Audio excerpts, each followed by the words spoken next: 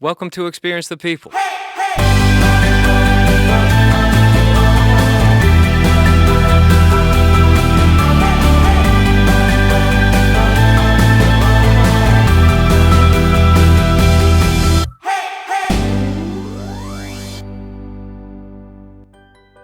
On this episode of Experience the People, I sit down with a man who displays the meaning of redemption.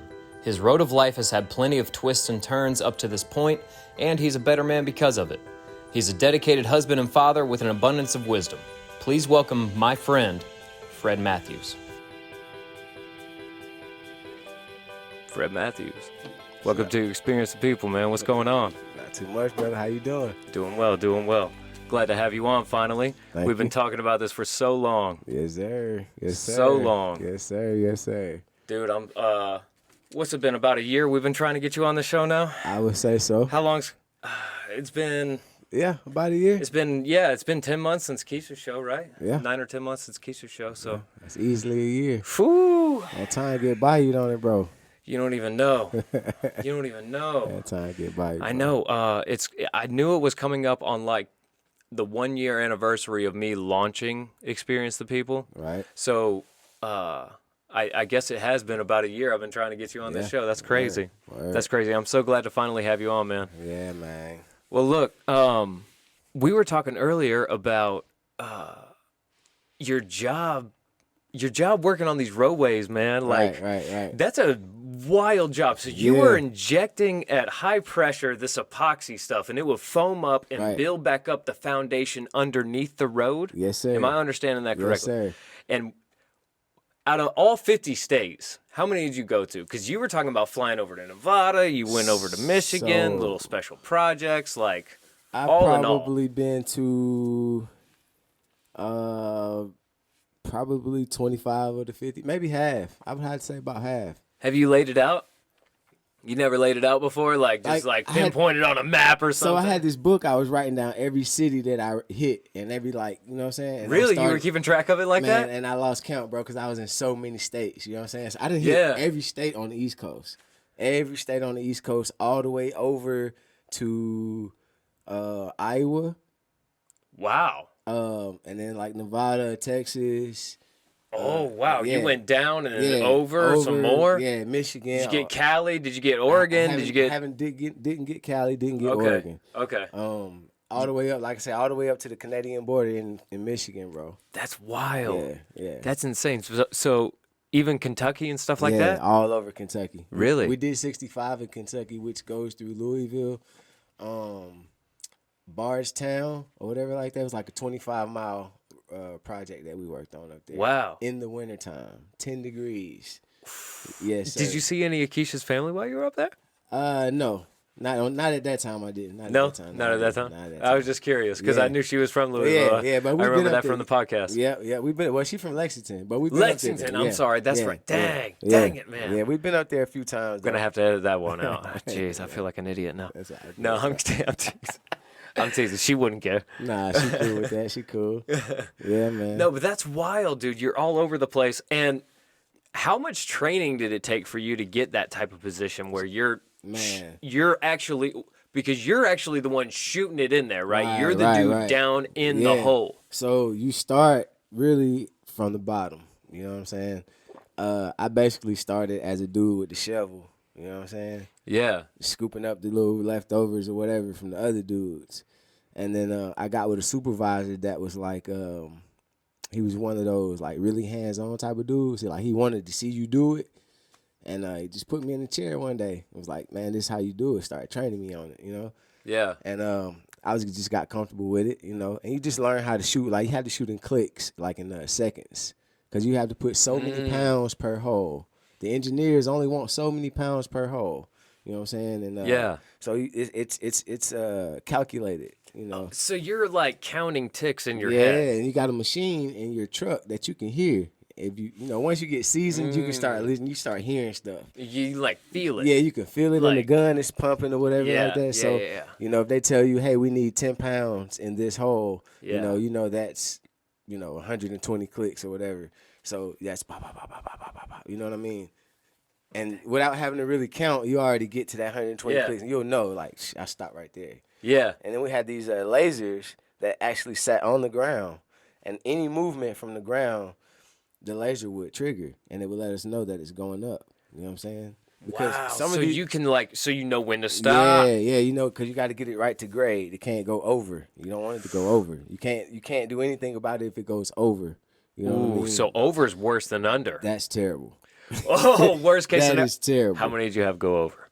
It Be honest. It happens. It happens. So what happens is, Really? is when it goes over, you just mill it off.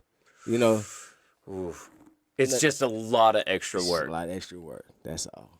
But you definitely want to get it to grade, though. You want to get it to where it needs to be. Right. You know what I mean? Where it's drivable. They call it being drivable. Because some of these bridges that we go across, they're 10 inches, or I won't say 10 inches, I'll say 4 or 5 inches below what they need to be.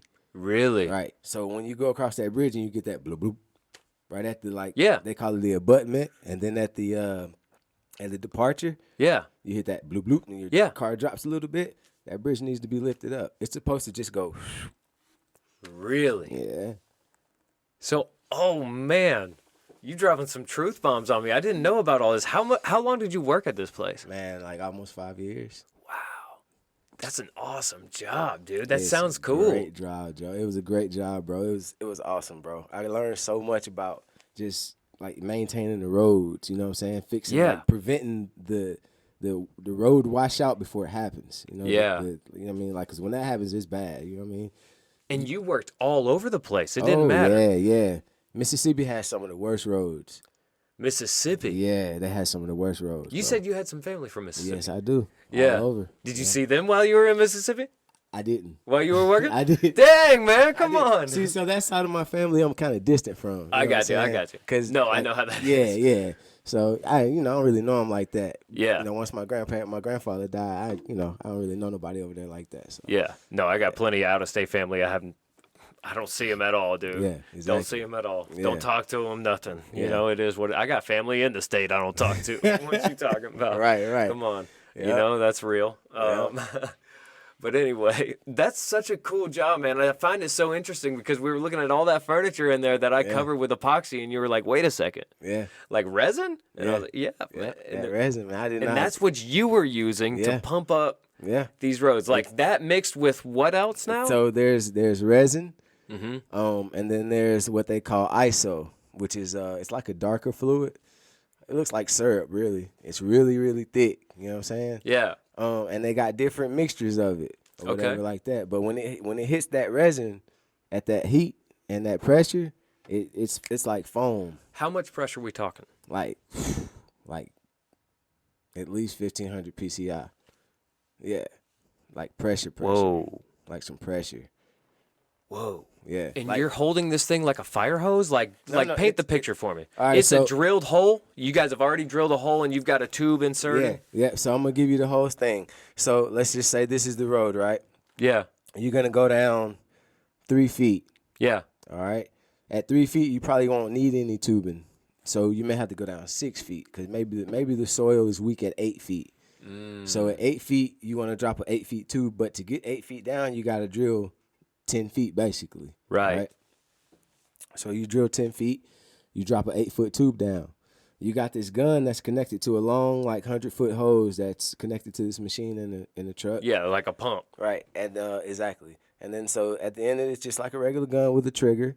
It's Yeah. got a little nozzle on it that fits into the tube. It's got a safety. When you pull that safety, you better be ready though. You know what I'm saying? Because it's gonna. You feel it? Yeah. Oh man. You feel that 1500. You have to hold your foot down on the gun when you're shooting. You sitting in a chair like this, Yeah. and you got it to the side like that, and you have to hold your foot down, put your weight on it, and just let it go, and you feel that thing. And how long are you holding that position like shooting like a You have daggone to- machine so you have to gun shoot it. type You have to shoot it situation? in seconds, right? Depending Okay. on where you are. Oh, because you can't overheat the pump You and don't- stuff like that. Well, you don't want to shoot so much material down there to where it when it starts to cure, it overlifts. You want to be gradual. So Oh, it's okay. it's a 10-second shot. That's what you were talking about. Right, You only yeah. want to bring it up to Right, grade. right. You don't want to go above it. 10 seconds, and then you want to read your meter. 10 I see. seconds, you want to look at your dial. And the make sure- lasers and all yeah, that you stuff. want to that make you sure had set up. everything is, even and even, Wow. and then you just keep on shooting and shooting and shooting. And so it goes down in this tube, and that tube has what, like little holes in it or something where So- it can leak out or So come out. at the end of that tube, I should have said this at the beginning, but there's a tip on the end of that tube that goes into the ground, and we have like a skinny rod or whatever they call it, like a punch rod. It knocks that tip off at the bottom. It's an 8-foot tube, but you went down 10 feet, right? Right. So you're pumping all that stuff. Yeah. So once So it goes it'll through that come tube, up. and it's gonna rise up. You know what I'm saying? And It's fill gonna- up all of that stuff. So Interesting. so just think about it like this: Falcons rise up, brother. If I was to start shooting, like in that corner over there, yeah. and I just kept shooting and kept shooting and kept shooting, it would fill this whole space up within like minutes. And it would just become a big old ball of foam in this space right here within minutes. Whoa. Yeah. Whoa. Yeah. It's wild. You can That's actually. a lot of pressure. I feel like you could get really hurt doing that. Oh, bro, man, it is dangerous. That's what It I'm is thinking. dangerous. 1,500 psi of epoxy. Yeah. So that part, plus being on the highway at 3 a.m. On a collapsing highway. Like you're working on bad highways as it is. But their traffic is still flowing. There's still semis coming by at 3 a.m.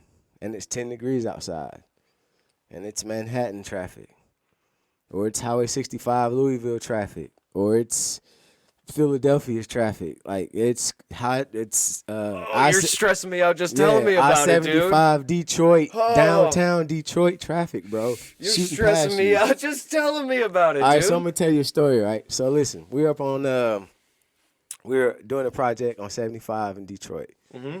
So this particular day, we had gotten off kind of early. You know what I'm saying? Everybody was going back to the hotel, get something to eat, do laundry, work out, whatever you do. I go back, I turn the news on. There were a crew of people ahead of us. They were doing a different project on that same strip of road. They got off after us, right? We saw the helicopters flying over the hotel, didn't know what was going on. I turned the news on. Somebody came into the closure, smashed into those dudes. Yeah. No. Yeah. The crew ahead of you. Yeah. It threw this dude into the truck like 30 feet, broke ribs, everything. Yeah. Oh my gosh. We had just left that scene. We had just left. We got off early. Because people drive like they don't see you. You know what I'm saying? You out there with, vests on, hard hats, all this equipment. Flashing lights everywhere, right? You got strobe lights like the whole 9 yards, cones, you name it. Dude, no way. No Man, way. So They're it's doing- dangerous. So when I drive to work now, I'm driving to work at like 1:30 in the morning. Yeah. They're doing construction out here on this little highway right here, right? Yep. I'm going 30 miles an hour. Yeah, tops. man. You don't Tops. want to hit nobody, Tops. bro. You don't want to hit nobody.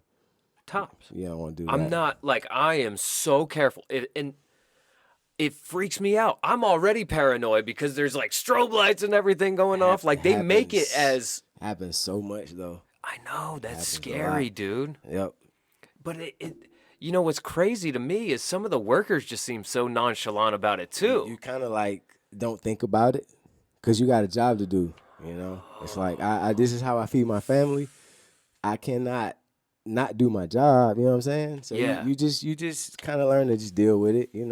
So as a guy who used to do that, how fast do you go by road Oh cruise? man, I'd slow How down, fast you go? I slow down to like 20, 20. 25. Yeah. Really? Okay. Oh, I yeah. wanted to know. I wanted to know I whether slow down. respectable. Okay. I mean, I just at a respectable speed to where I know I can control my vehicle and nothing, Absolutely. crazy can happen or whatever like that. You know what I Yeah. mean? Yeah, because that would be a terrible situation. Yeah, bro. So did you spend a lot of time like walking or like being out like on foot around these roads, or were you underneath them a lot? What was the deal? So you have to go underneath the bridges whenever you're shooting under the bridges at the embankments and the departures because the foam will leak out. You can't leave it Yeah. under there. Plus, you need to, observe what's going on under the bridge. Oh, it was the drain stuff that you were telling me about, yeah, right? Now, the drain stuff I did in Detroit. Now that's a different project. That's underground, That's right? underground. Yeah, that's going. Yeah.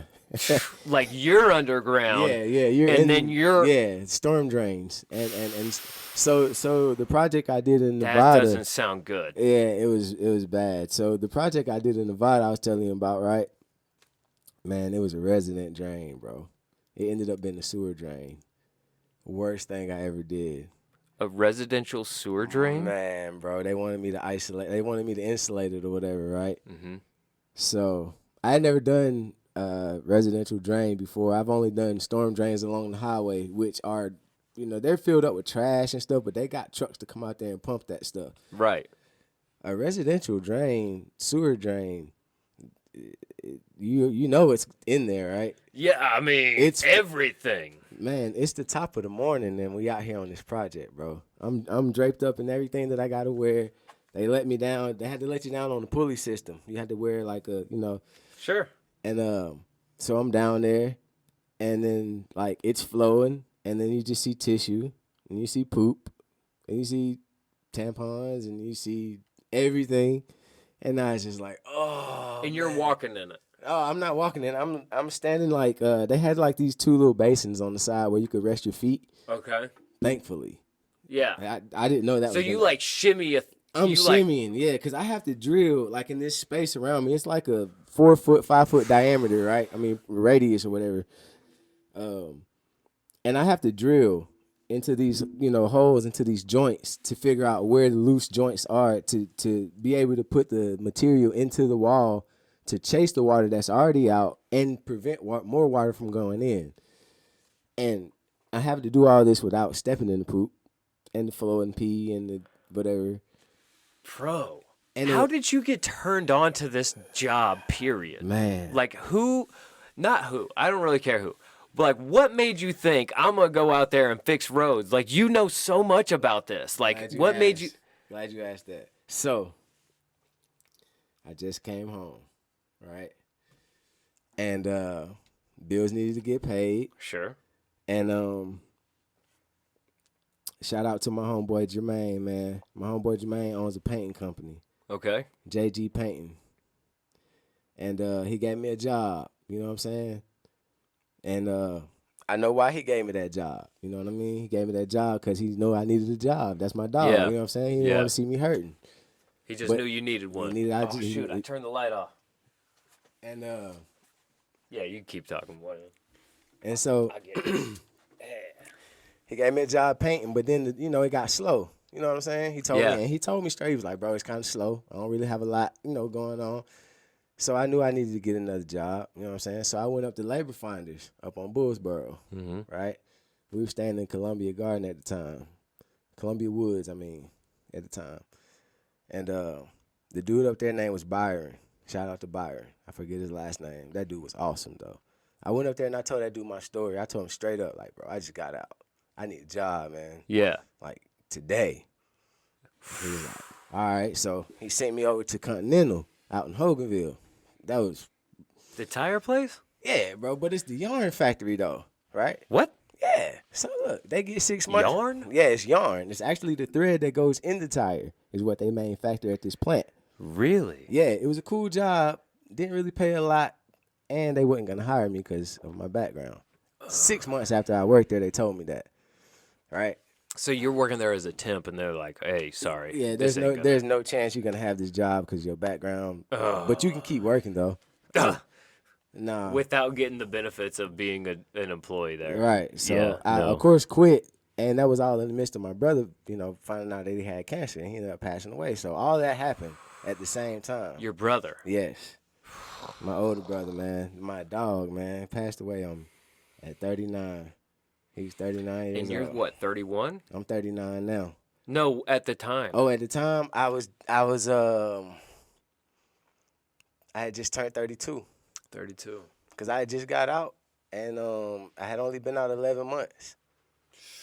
And he found out, and he passed away that December of 2015. I'm sorry to hear about that, Man, dude. that hurt me so bad, That's bro. awful. Man, that hurt me so bad, dog. I ain't never got over it. Still, for real, Dude, that's rough. that hurt me. Right after you got out. Man. All right, so we've been touching on it a little bit. Let's talk about that. You spent some time incarcerated, right? Yep. In prison. Yep.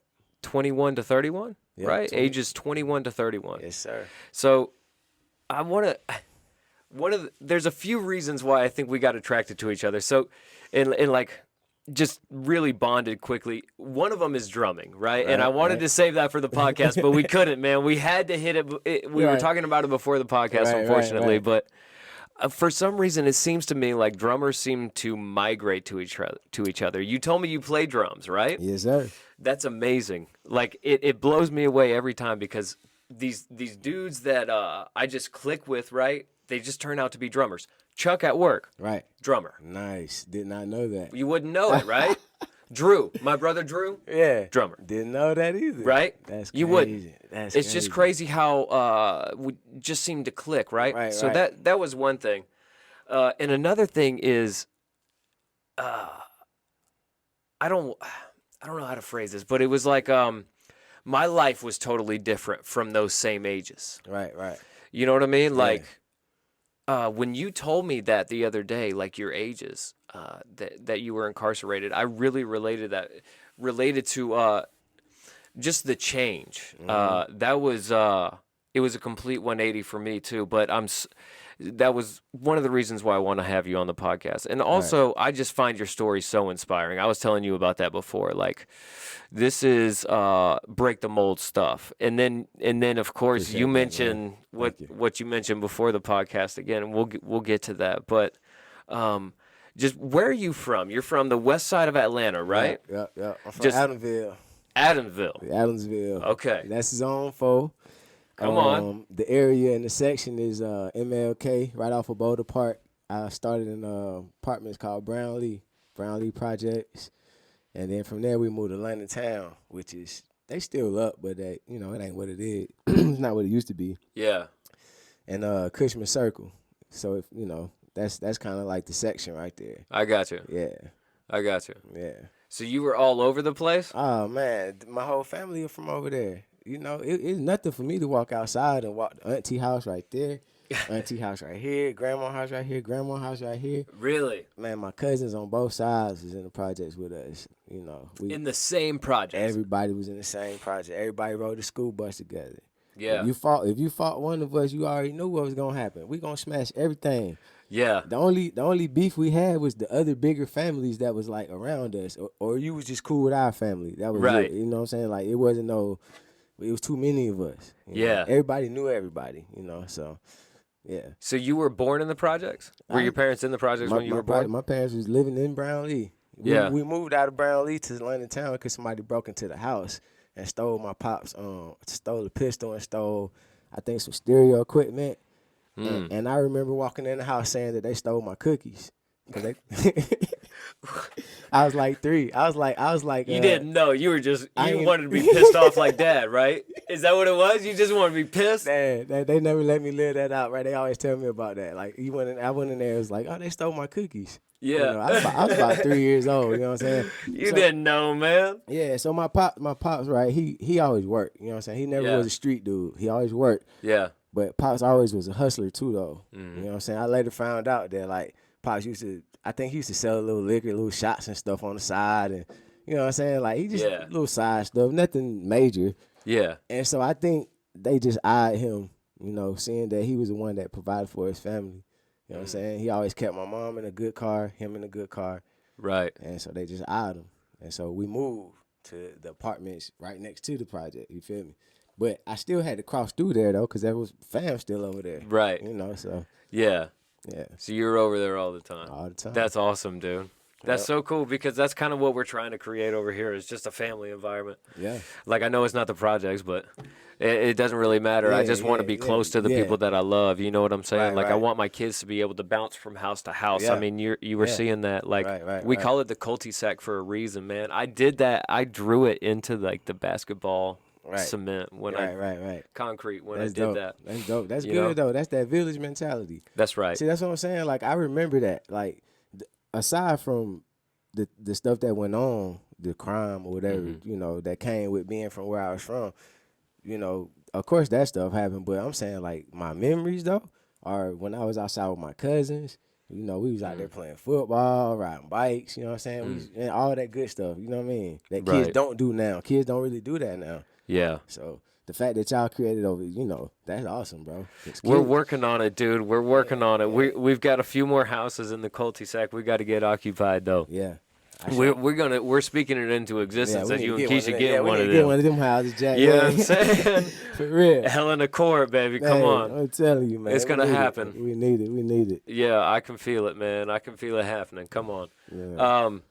But dude, so how did you go from?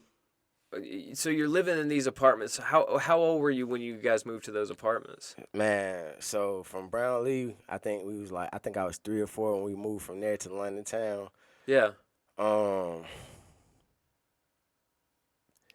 We stayed in London town a good while, and then my folks moved to Douglasville. Right. I think they moved to Douglasville around like 93, 92 or 93 or something like that. I think I was about 10. Yeah. Or whatever like that. Yeah, when they moved out there, so, yeah. And what kind of change was that? Man, that was a culture shock, for real. Like, Yeah. all honesty, I wasn't used to being around white people. You know what Yeah. I'm saying? Like, my experience with white people where you use the police, you know, we had one white MARTA bus driver named Snake Man that used to come through. Everybody loved Snake Man. Yeah. Yeah, he was That's awesome, it. dude. If you was from my section in the early 90s, late 80s, early 90s, you know who Snake Man is. Straight up. But dude, you didn't have any experience with white people? Nah, like, School? Not personally. No. Adamsville Elementary was all black, all inner city, west side, you know, poverty-stricken kids. You know what I'm saying? There was a few families in them schools that, you know, they probably was middle class, you know what I'm saying? But mostly everybody was from the, you know, we from the gutter. Yeah. So going to Douglasville was like, you know, these folks out here got pools in the backyard. They stay on golf courses. You know what I'm saying? Yeah. Like, this is like, all right. Culture shock, right? Man, listen, we was the only black family on the street for like a long time where we moved at. That was weird.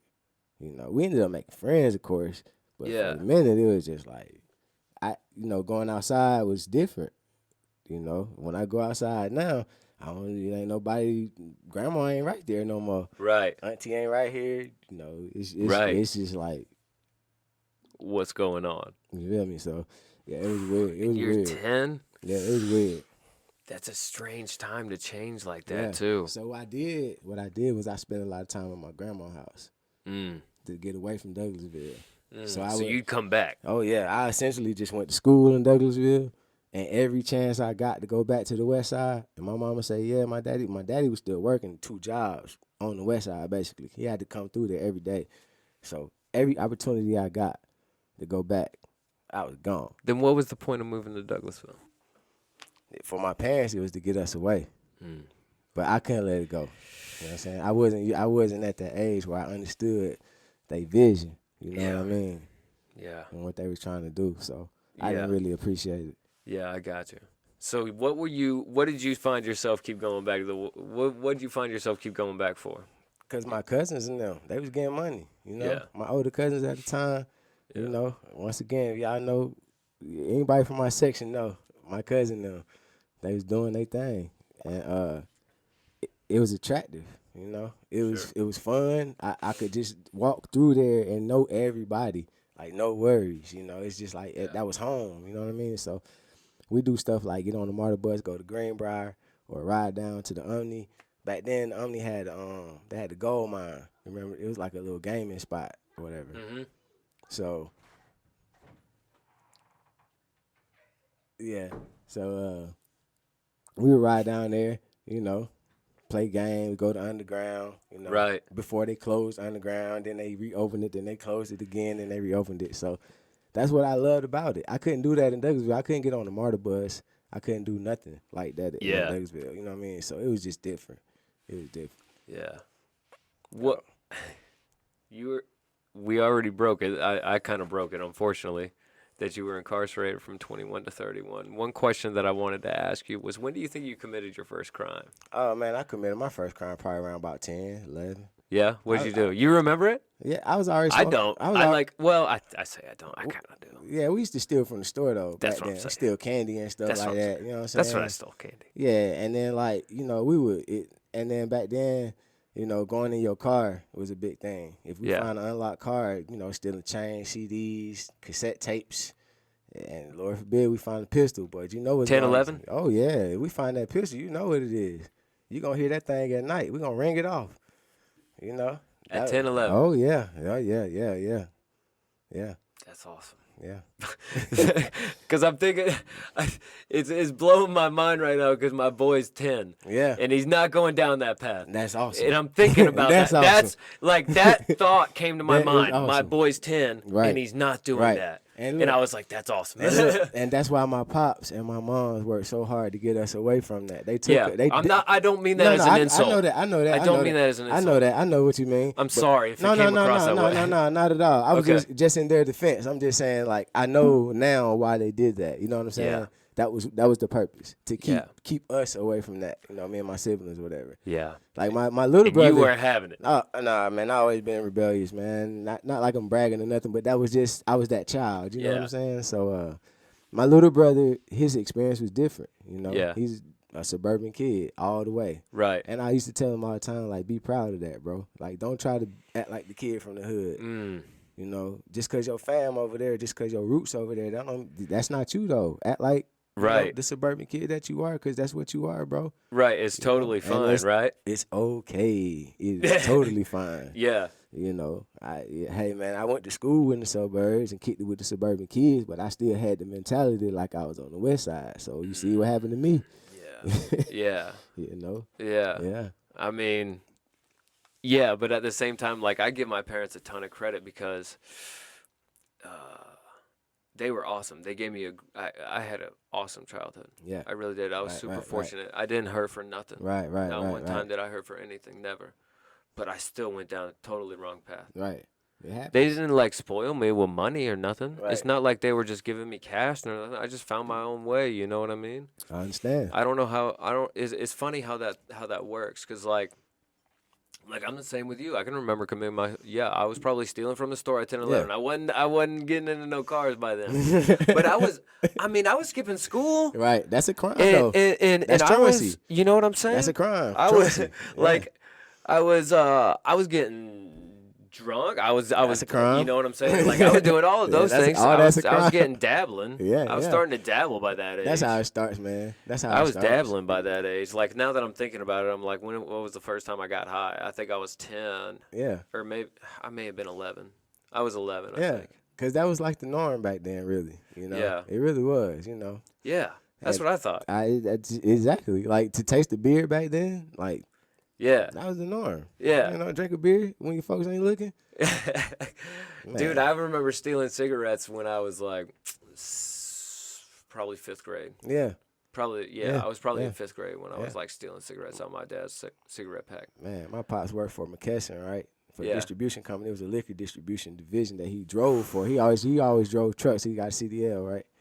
But Pops had when we moved to Douglasville, the dude that owned the house he used to be a pilot, right? Mm-hmm. So he had built himself. He was in the woodwork just like you. He did the same type Really? of work. He had built the bar, right? Yeah, And he burnt the map into like all the places he flown, like the pilot's map, all across the bar, and then he put the resin on top of it to preserve Dude. it. It was dope, bro. that's gnarly. I hope I can find some pictures one day. That guy got some money. Yeah, he had some bread. I think he probably passed away by now, but so they ended up getting that house, right? So Pops filled that bar up with all alcohol. Pops was known for having them live parties, bro. Even back in the hood, Pops always had the live parties because he had the DJ set, the big speakers and everything. Yeah, Always had the drink on deck. You know what I mean? frequently. Every time, all the time. I grew up in Really? my grandma's house was the liquor house. For real, like that's my earliest memories of grown ups getting together was with drinks and you know they call it reefer back then, but you know. Yeah, And so but so Pops had the bar filled up, man. And so once I became of age, man, I was drinking. You know, I was taking little shots here and there, and then I would sneak bottles. Me and my homeboys would, you know, Yeah. do our thing, man.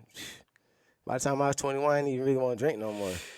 yeah. That's why I like. That's not why I quit. I mean, I got popped for a few felonies myself when I was that age, Yeah. like 19. I think. right. I think I was 19 or 20 whenever I got popped, but. Like I had to clean up, you know. Yeah, It's man. just it's weird how I got to spend my. I wonder if it's like I got arrested, like I said, 1920, and I got 5 years felony probation, Yeah, yeah. and I was popped with 3 felonies. you got popped with what? And I ended up having 13 felonies initially, right? Mm-hmm.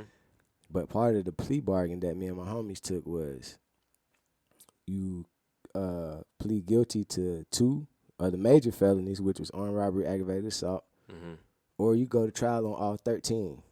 So the 13 felonies were 2 armed robberies, multiple aggravated assaults, possession of a firearm during the commission of a crime. Just listen, like some And all you serious got to do is felonies. plea out. I had to plea out to the 10, right? Or go to trial and face 100 years. You know what I'm saying? Or we could have went to trial and we could have testified and wrote Potentially. statements and did all that, but none of us was gonna do that. We wasn't about to do that. And they knew we wasn't gonna do that. Public defenders. Yeah. Yeah. And we sat in the county jail 14 months without talking, without writing statements. So you already know we ain't finna do none of that. No. So when they came with the plea, we took it. So you wound up pleading for 2? Yep. On robbery, aggravated assault. That's a mandatory 10 years in the Georgia law. Mandatory 10. So you knew what you were pleading to. I already knew what I was doing. I just knew that I didn't want to go to trial. You know what I'm saying? Yeah, you didn't want to leave it to go because they played longer. with me. Yeah, they played with me now. They played with me the whole 14 months I was in the county. They kept coming back saying, like, okay, we'll give you a 30 to 20. I was like, nah, you want me to do 30? Wait, you want me to do 20 years in prison and then have 10 more on paper? No, nope, not going to do that. Then it was like, okay, we'll do a 20 to 15. You know, they just kept playing with us back and forth, back and forth. What they was trying to get us to do, they was trying to break us, really, you know. And they were just baiting you for those 14 months? They was just the whole time taking You us. stayed in jail. You weren't. You couldn't get bailed out. None of us had a bond. They denied us bond, told us we was menaces to society. We was too dangerous to be back on the street, basically, is what they were saying. Stop it. You weren't even you didn't even have the chance at it. Never had a chance to get a bond. Not one time. Denied 2 times, or maybe 3, right? Can we call out the county? Cobb County. Yeah. They tough, bro. You know. But see, this is the thing, though. We knew we was guilty. We knew what we was doing, right? We just didn't want to go to trial. Sure. And we didn't want to get no whole lot of time. And you didn't have to say a word. All you had to do was sign. Man, we wasn't finna say nothing. But you didn't have to, right? They were going to give you these. You plead guilty to these 2. Yeah. Well, the thing. You just say I'm guilty. Yeah. I mean, you know, the talking is always an option. Right. The snitching always an option. The snitching is always, an option, right? That's always an option. That's right? what I tried to. But see, I was talking to somebody about that the other day. It's always on the table, and that's not the same thing as taking a plea deal. People get that misconstrued. Right. The plea deal is you saying can plea out. Yeah, I'm pleading out of these charges. Yeah. I'll plead guilty to these. Yeah, because you saying, hey man, I'm guilty. Yeah. I'll take those charges. Yes. I don't want those. Yes. I'll take the 2. I plead guilty. Yeah, I'll take These. the 2. I don't want the 13. Yeah. Yeah. You feel me? I'll take responsibility for that. Whatever. So that's what we did. That's what I did. Yeah. I didn't say a word. Hey, All man. I did was take the plea. That's it. They don't make them like us no more. You know? And like all I can say. I cut my deal quick. Like I was arrested with a bunch of my homies as well. And I cut my deal quick. I was the first one. Done. Boom. It wasn't hanging over my head maybe a year. Yeah. Yeah. But I was bailed out, you know? Dude. I don't want to make this a race thing, dude. Hey. I know they were totally different charges, but like mine were drug-related charges, right? So, Right. and I get like nonviolent crime, so I understand. Right. I understand. All that does matter though. It all matters. It matters. It all Because matters. although mine was drug related, it still was a violent crime. Right. It was still a violent crime. Yeah. That somebody almost died. You know what I'm saying? So. And Cobb County wasn't having it. Oh no. No county gonna have it really. No. Yes. You know. I agree with you there. Yeah. And man, you know, that situation was so crazy, man. Like the people involved, man, like, boy. You had to sit in there for 14 months and wait for your court date. Nah, we had several court dates. But what, did you keep extending it? No, Trying to work out a deal? Well, we was just hoping that somehow we'll beat the case, right? They took forever to indict us, so that kind of was like, maybe they don't have nothing. Maybe They just they held do. you on charges. Yeah, they just had us on some charges. Then they indicted us. Then it was like a mind game. You know what I'm saying? and sometimes we would go to court, sit all day, not see anybody, and go sit back and go get sent back. You know what I mean? Really? Yeah, and then your next court date like 3 weeks later, you know, and you just like you don't know what's going on. You just hoping that you beat this case. So we played that game for a minute. That's really what took so long. And then we finally figured out, okay, these folks got us. All right. So now the next step is to try to get the less time as possible. You know what I'm saying? And yeah. And so that was the weight game. That was really what took the 14 months. You know, because we knew we wasn't gonna get But out. you and your homies were. Oh, we was solid. We was solid. One of my homies I still talk to this very day. The other two I lost touch with them, but I got love for them. But you were lockstep with them. Like, y'all were all like, this is it. This is what we're doing. Hey, man, listen. We ain't doing none of that. You know, I ain't gonna call nobody names out like that, but we don't do that. Right. Yeah, we ain't doing that. Right. This is what we're doing. Like, you all knew you were going to hold out and you were going to get something. Either gonna let us go or we just gonna get whatever we get. Right. We ain't doing no talking, no none of that. Right. Because we knew what we was doing, man. Yeah. That's the thing about when you're in the streets, right? When you're in the gang or you in the drugs, whatever, you know what you're doing. Yeah. And so there's no point in when you get caught, like you didn't know what was going on. Like you knew what you was doing. So you have to be ready for the consequences. Yeah. Yeah, so you didn't try to fight it at all. I did. Yeah, that's interesting. Nah, I just accepted it, man. I was tired, man. You took the 10 I ain't gonna years. even lie. I was tired, bro. I was tired because at that point in my life, I didn't even know what I was gonna do with myself. Were you single? I might as well have been. Yeah. You know what I mean? Like me and Keisha had lost touch with each other. Right. The ex that I was living with at the time, we wasn't really seeing each other like that, you know what I'm saying? Yeah. I stopped talking to Keisha because of her, you know what I mean? Got away from her, got away from that situation, and then I met another chick. But I wasn't really with her like that. I was more so using her, you know? Because she had a spot, and I needed a spot for me and my homie. You needed somewhere to stay. I needed somewhere to stay. I had my homie with me, my homie Marcus, I had him with me, and we needed a spot, and we needed to get some money, and that's what it was. So we told her, like, hey, look, we're going to help you out, but we need to get some money in this spot, though. And she had a little girl. Man, I tell you, man, the Lord been good to me. I'm thankful that he forgive because it's crazy, man. That girl, she had a little girl at that spot, bro. And I was being so selfish back then, so greedy, man. But all I was thinking about was getting some money. You know what I mean? Yeah. And it was going down at that spot, too. Yeah, I was in and out. In and out, getting that money however I had to get it. And so, you know, that led up to the situation. Yeah. You know? That's part of what led up to the situation is bringing heat on the house? Well, what led up to the situation was, like I was saying, I didn't know what I was going to do with my life, man. You know what I'm saying? I was making some bad choices. Yeah. I had just lost, my mama had came to my house. This was 2004, October. My mom came to my house, told me that one of my best friends had passed away. His name is Timmy Baldwin, man. Timmy B. I got his name tatted on my side right here. Really? Yeah, man. Love that dude, man. White dude, right? His family.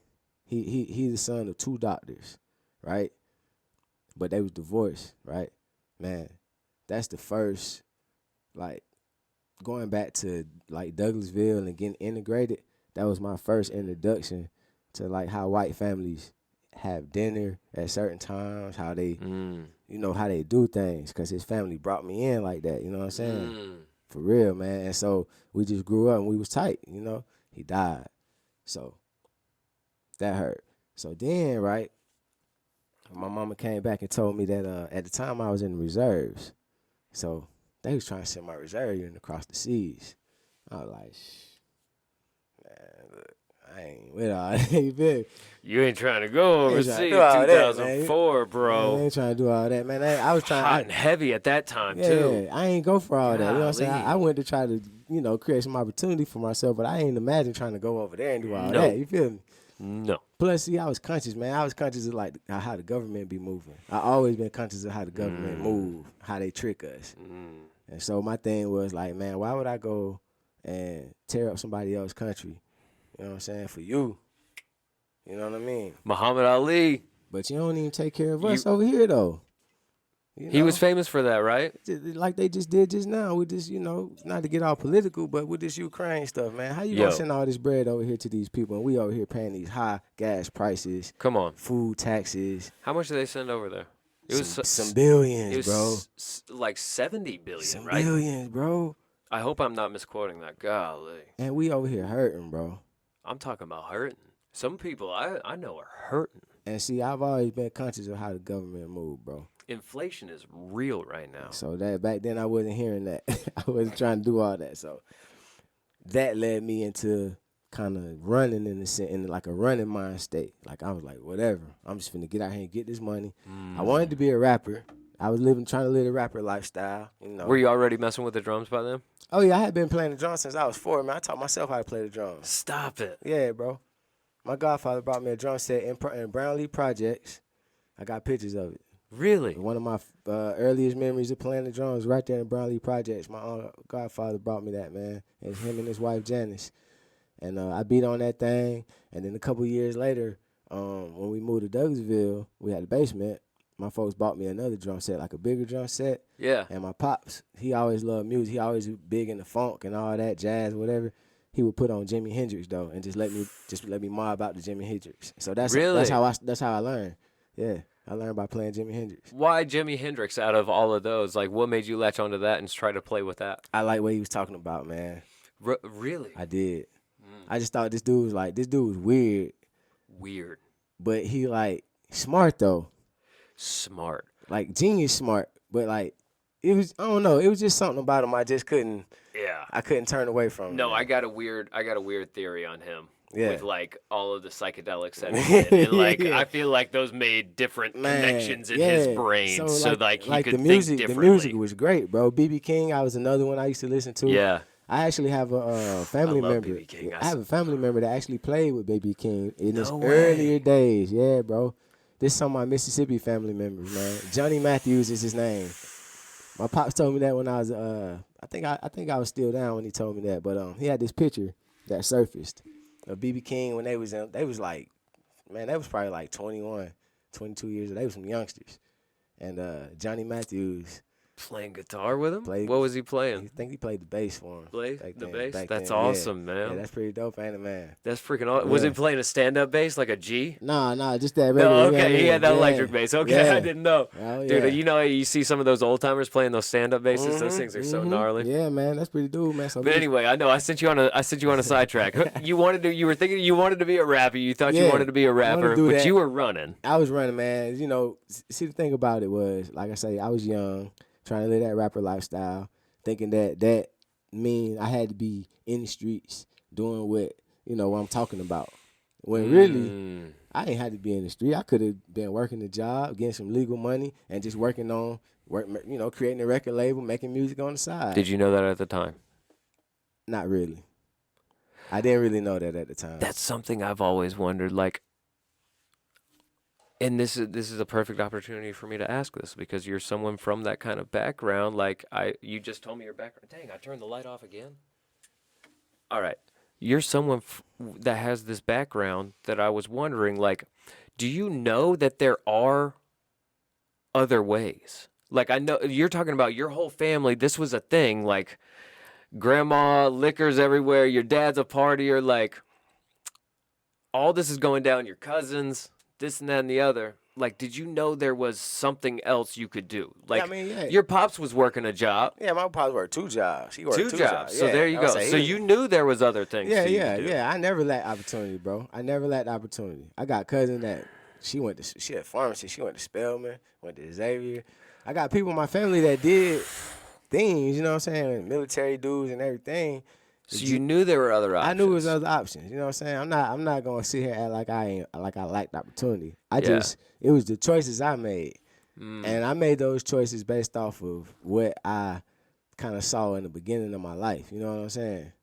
Like I was, like I say, that fast money. I saw like, what it was able to do. You know what I mean? Not so much just trying to shine and like be the man, but just what that bread was able to do. You know what I mean? Yeah. And so that was the choice I made. You know what I mean? Against all whatever anybody had to say, I would go and get little odd end jobs, you know, really just to keep my mom's cool, you know, because she always asked me, you working? You got a job? Yeah. I ain't never liked a lot of my mama, you know what I'm saying? Yeah. So I would go get a job just so I could be able to tell her, yeah, I got a job. I'm working, doing this and this and Yeah. that. But I want to get this fast money, though. That was my thing. I want to get that bread. Yeah. And like I said, And you had a way to do it. I had a way to do it. Like I said, I had friends, I got fam that was, you know, doing their thing. You know what I'm saying? Yeah. And some of those friends and fam now, man, they working. You know, they working regular jobs, bro. They were married, got kids. You know, people change, but back then it was getting that bread. Right. You know, that's what it was. So, you know. Hey, everything changes, right? Like, Yeah. I mean, you're a prime example of that. You served what, 9 years, and then 10. you served 10, but you Yeah. got out in a halfway house, right? Yeah, I said my last. I was gonna ask you about that, and I heard you mention it when we were talking before the podcast about a halfway house. So how did that go? You spent your last year in a halfway house? Yeah, the crazy thing was I didn't even know if I was gonna get to go, right? Because it wasn't mandated. You know what I mean? Like if the judge mandates you to go to the halfway house, you going, right? It wasn't mandated. You didn't want to go? I did, but that's not my choice, Oh. right? It has to be mandated for you to go, or you just have to request it. But when you request it, you gotta have a clean record. You gotta have a clean institutional file, right? Boy, mine was dirty. I ain't gonna lie, cause mine was dirty. For real, it was dirty. Man, listen. I was in and out of solitary confinement for various reasons. Fighting, phones, you know, shanks, whatever. You know, cause that was the life, man. You know what I mean? It's you get to a point in there where you gotta make a decision where you either gonna survive or you gonna, you know, I put it like this. It's how you survive.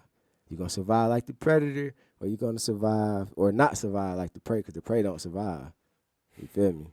So, yeah, I ended up going to solitary confinement several times. So, one of my last times of going and getting out, they moved me to a different dorm. I ended up getting the phone, you know what I'm saying? I'm talking to Keisha one night. I had already put the request in like probably 2 years ago, though. I ain't forgot about it. I didn't think I was going to get to go because, like I say, my institutional conduct was shaky. Mm-hmm. And, man, they came and got me one night in the middle of the night. I was like, pack your bags up. In the middle of the night? Yeah, that's how they ship you. They ship you in the middle of the night. They don't tell you where you're going. Unexpectedly. Yeah, they don't never tell you where you're going. They don't never tell you when. They don't want you to be able to set something up? Right. So, you know. And that was every time because you said you got Yeah, transferred I got transferred a couple times, right? So this and is none of those transfers were of your choice. Those were all mandatory transfers. All mandatory transfers. Interesting. Yeah, it was crazy. So they woke me up. So I had a dude next to me named Lily. He used to put the phones up for everybody, and he was cool. And he you know, he didn't really have a lot, you know what I'm saying? So people used to look out for him. I know he had a kid though, right? And I know he liked to talk to his kid. And I had another homie in the dorm next to me. He dead now, rest in peace, my homie Fool. He one of my crib partners, right? Mm-hmm. Well, he used to come over there and use the phone too. You know what I'm saying? And I knew if I left the phone with Lily that he was gonna let Fool use the phone. So that's why I left the phone with Lily. Make sure the homie use the phone. And I left. Yeah. I text Keisha, told her I was leaving, and I left. You know. And I thought I was gonna be on a disciplinary transfer. So a disciplinary transfer is when they send you to a camp that you don't want to go to. It's one of those. That's what you were thinking? Yeah. I'm like, man. But you're 9 years in at this point? 9 years in, and I'm thinking I'm finna spend my last year at Waycross or at Hayes somewhere. Like Waycross is the swamp. What is down in Waycross? Ware what State- the hell are you going to get sent to in Waycross? Ware State Prison, home of the killers. Boy, home of the real killers. Boy, they killing you down there, boy. They ain't playing down there. They taking you it. think your last year of prison is going to be spent there? Somewhere like That's that. what you're thinking. I'm thinking there or somewhere like that because I had gotten in so much trouble. Yeah. And so them like, man, they just finna get rid of me. We talking long. Yeah. Like a lot of trouble. Yeah, like a couple years of just some shaky business, you know what I'm saying? In and out the, you know. Yeah. I want to talk about that solitary confinement yeah, comment yeah. too. I want to come back. Right, We're right. gonna circle back to that, by the way. For sure. But that's where you think you're going, dude. So what happens? They pull you out your They cell. pull me out my They say, cell. get all your stuff Get together. all my stuff. They give me a chance to get That's my when stuff together. you shoot the text. I shoot the text to Da-da-da. baby. Yeah, I tell baby, I'm like, hey, I'm about to get shipped. I don't know where I'm going. Just be cool. Wait for me to call you. She already know to just play it cool because, you know, she know what's going on. She know the deal. Yeah, she know the deal. So I leave. I go up to medical, get out my medical files. And now this time, I'm kind of like nervous. I'm like, man, where I'm going? So then I get a glimpse at my name, right? It said, I think it said Troop County or something like that. Mm-hmm. Boy. I knew Troop County. Yeah. Yeah, that's where Right, LaGrange is. right. Okay. Boy, I knew I was going somewhere sweet. I was Troop like, County. bet. Oh, So so listen. you knew like immediately. Once You were I like, saw it, I was like, oh snap, I'm finna go to the Hadley house. Bet. You feel me? But I can't tell nobody. You know what I'm saying? I can't call nobody right now. you had no way. It's 1:30 in the morning. Everybody sleep anyway, right? So Right. I leave. I pull up to the county I pull up to the TC or whatever. And my first phone call, man, I call baby, you know, and tell her what it is, right? And so I had some GD homies from Columbus. Shout out to the homie Spade. They was already there, right? And they was able to get them phones in. So and he ended up being my You weren't even allowed to have a phone in the halfway house. Nah, you can only use the pay phone. What kind of halfway house are we talking about here? You could go to work or something? Yeah, like, you can go to work and you might can have you one at your job on the low, but you can't bring it back to the building though. They better not find out you got one out there at the job either. yeah. And people be telling on you too. But the homie, you know, the G's, they had things under control at that spot. And I was cool with one of the G's. He's one of the main ones. And they was able to get them things in. So I was able to touch down with Keisha, you know, frequently. Quick. You know. And I still used the payphone though, just to make it look good. You know what I'm saying? Yeah. 'Cause they had cameras and stuff. So I ain't want them to be like, how this dude don't never use the phone, but he's, you know what I'm saying? Yeah, So you look, got- they started hating on me up there now. At the halfway house? Oh, Why? man, the ladies up there was at me. Why? Man, the swag was 1,000. Stop. Man, listen, you know, working out, no body fat, cut up. You know what I'm saying? Oh, man. I'm quiet. Beating them off. Man, listen, I'm quiet. I don't talk to nobody, right? Right. That's what get them. Sure. Mysterious. Everybody else is like, hey, ooh, ooh, ooh, I'm walking right Yeah. past you. 'Cause Yeah. my lady out here on, she handling her business on the Yeah. outside. She Yeah. holding me down. She Yeah. coming to see me. And she fire. And she killing y'all. Yeah. She was killing them. Yeah. Every time she came to visitation, man, she was killing them. Yeah. Man, they hated that. So So they start hating on you. yeah, man, they started trying to make it to where we couldn't see each other and all kinds of Did you make it through that last year with no hiccups? Man, no hiccups. You know why? I had a job, bro. This is a proven theory right here. This situation will prove this theory. If you give somebody that's incarcerated something to do, and you incentivize them, you will rehabilitate that person, right? But if you just want them to work and that's it, come on, bro. Who gonna do that? You're not gonna just work. You will for a minute, but then it's gonna come around the time where you need to get something for that work, right? Right. So I was able to work a real job. I was able to leave that center, go clock in, grind for 12 hours, get a real check, see that real money.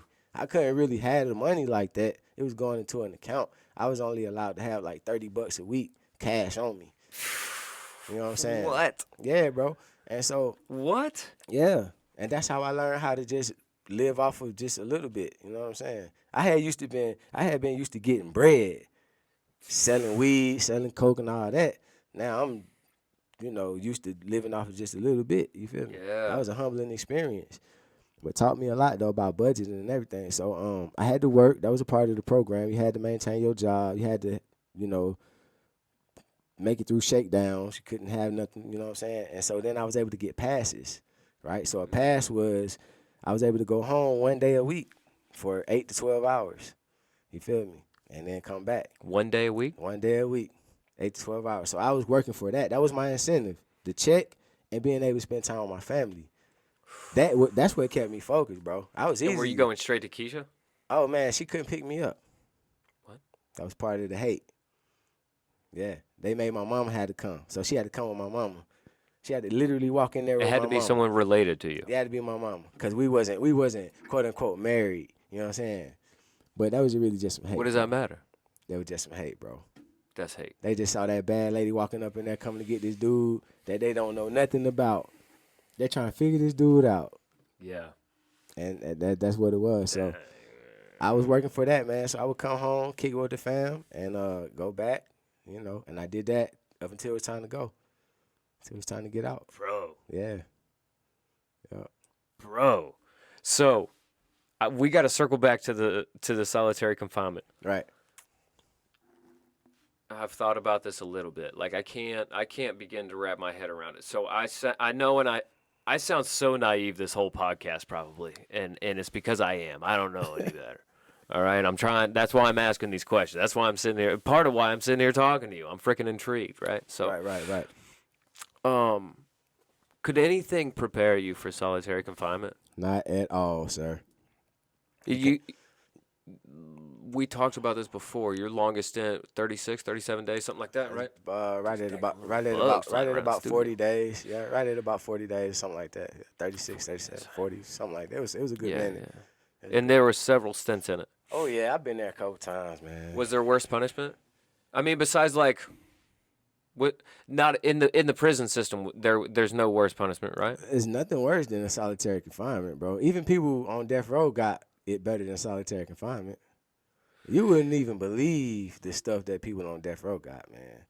The contraband that them boys got, you would not believe it. How did you get a phone in there? Money talks. I know you did. How did you get a phone in solitary confinement? You don't have a window. You got nothing. So you got this little flap, right? That's about this long. Yes. And it's about this big. It's big enough to slide a tray in. Yes. Tray of food. And in some cases, they might let you go get a few items off of commissary, like some soap or whatever like that.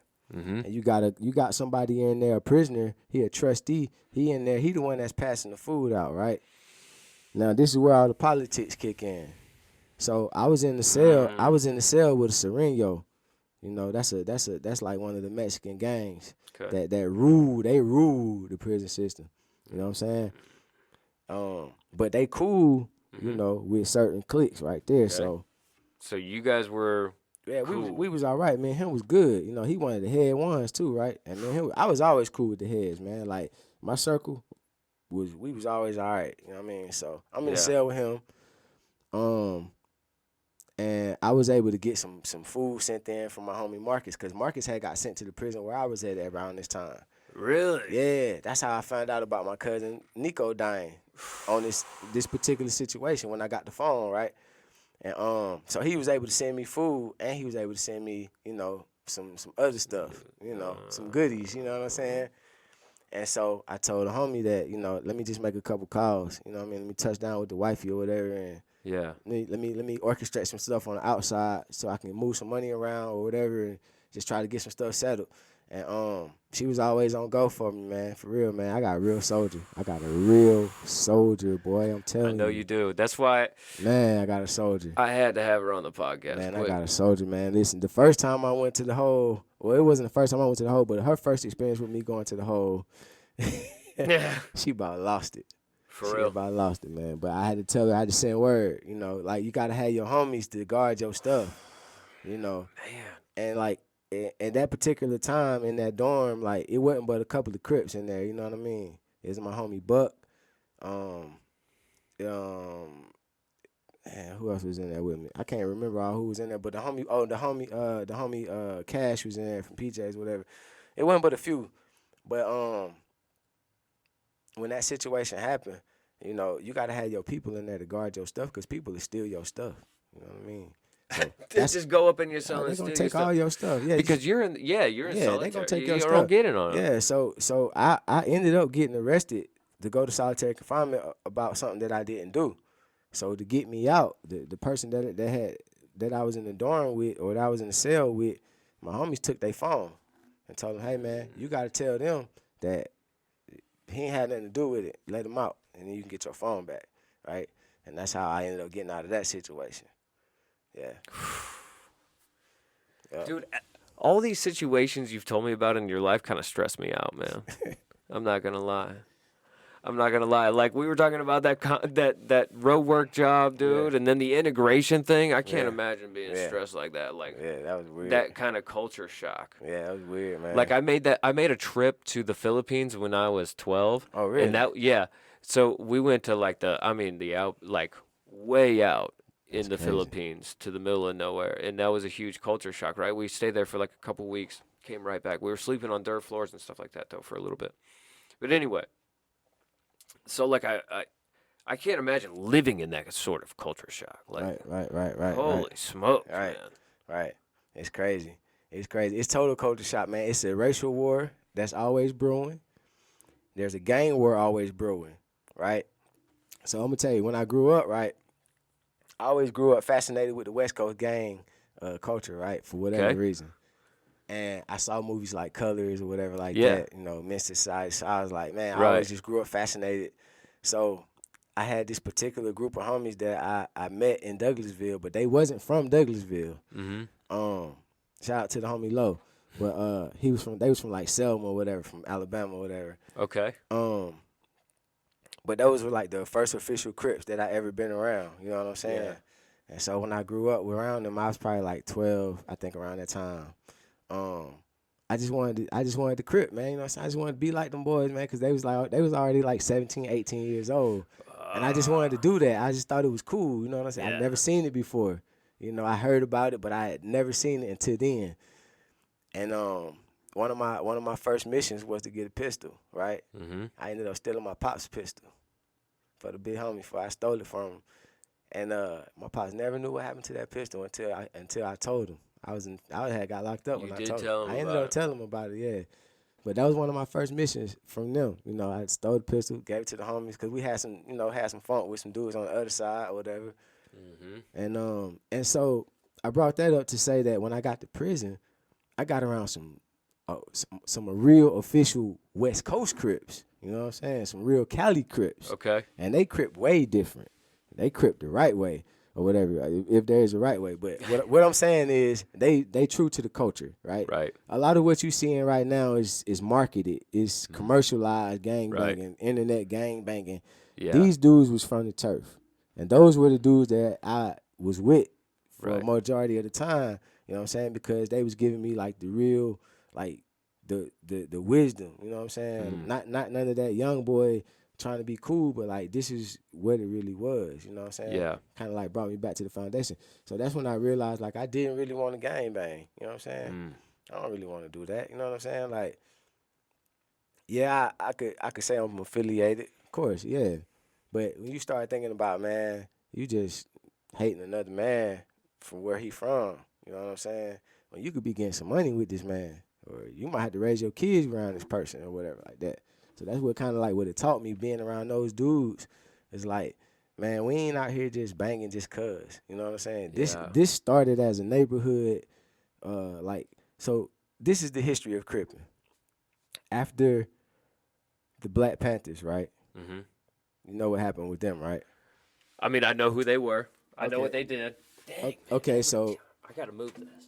The Black Panthers, in just a nutshell, they were trying to save the neighborhood from the crack, from the heroin, from the guns. Right. That was being injected by the governments. Right. Yes. That was their I'm aware mission. of all that. I know that was happening. So post Black Panthers, you have Community Revolution in Progress. Okay.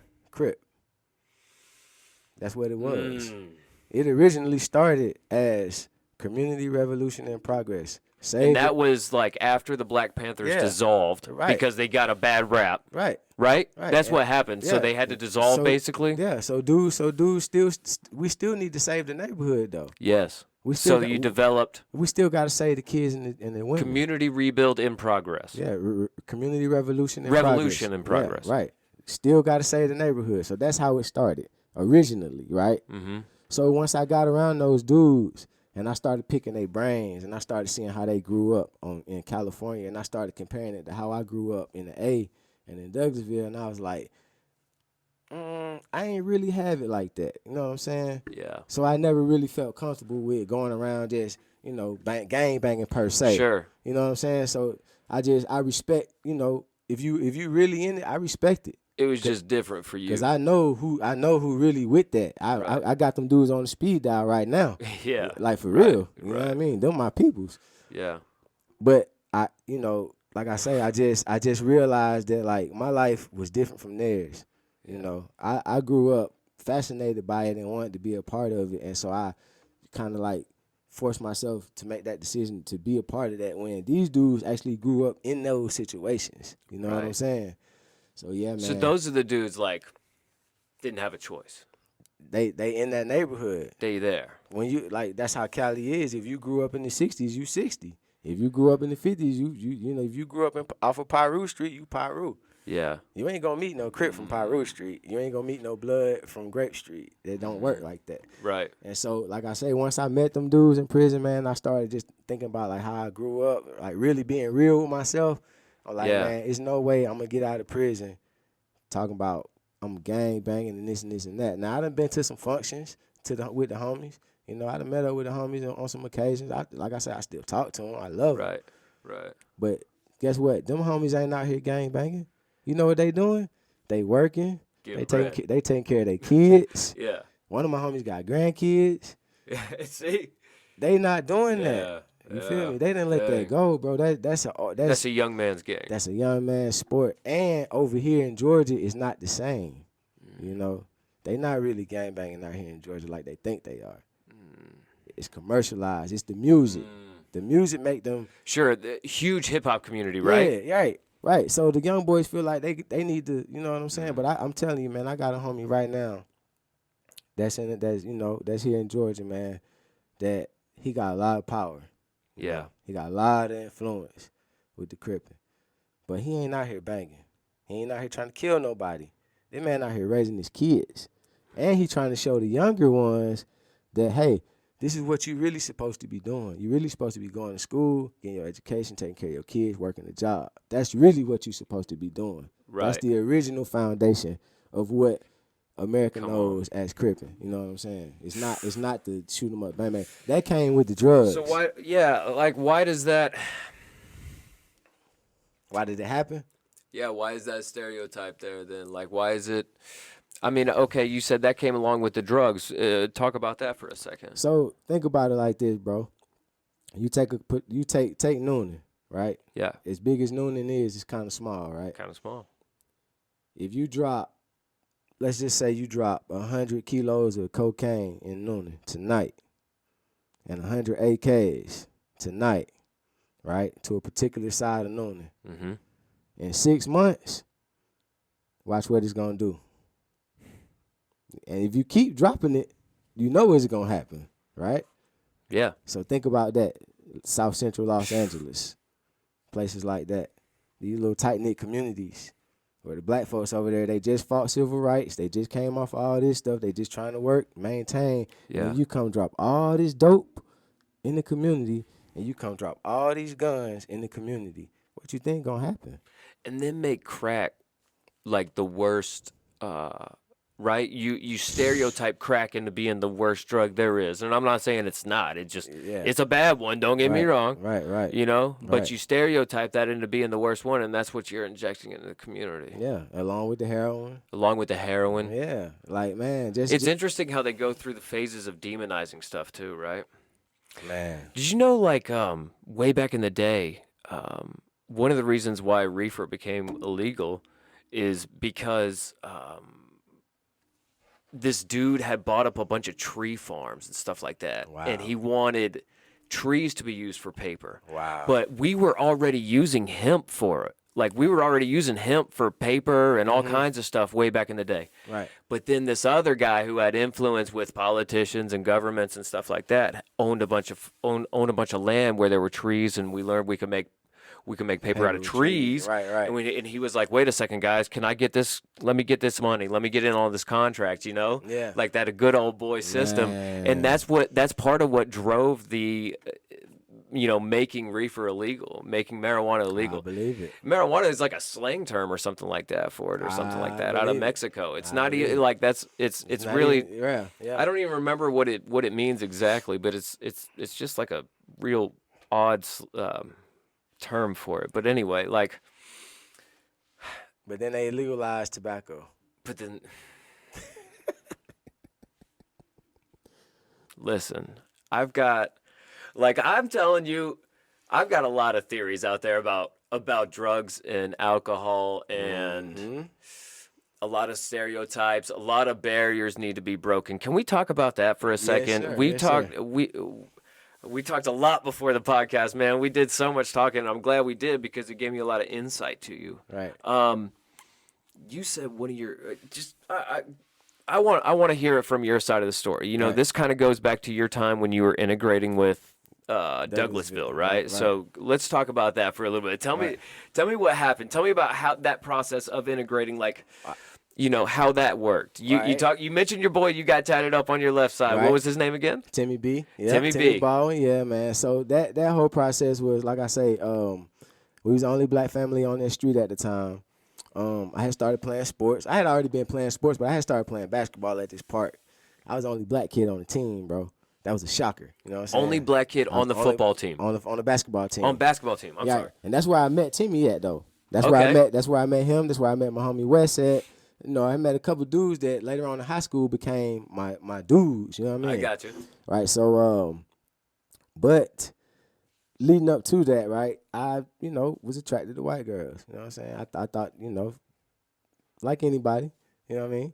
And was it like a preference, or was it just like, I don't care what color they are? It is what it is. I've never really cared, but I think it was just like That's just a curious question for me. Like, I got preferences, and you know what I mean? Yeah, everybody does. Yeah, everybody has a preference, but I'm saying you're like married now. We all know what you right. Exactly. That's what I prefer. Yeah, we all know what you prefer now. Yeah, but back then I ain't really had no preferences. I think it was like you were more just wide fascination open, right? thing. Yeah, I think it was like a forbidden fruit type of deal. Oh, because they weren't, like, white people weren't around. That's what you were talking about. Yeah, that was unheard of, and so you never really had the opportunity to be hollering at white girls like that. And then so, like I say, the memory of not being able to call, you know. Yeah, so you're kind of like forbidden from calling and stuff like that. So you're like, you kind of want what you can't have at the same time, because daddy's over there like, nah, baby, you can't do that. Man, that used to be crazy. I can remember, like, was it racism? Was it fear?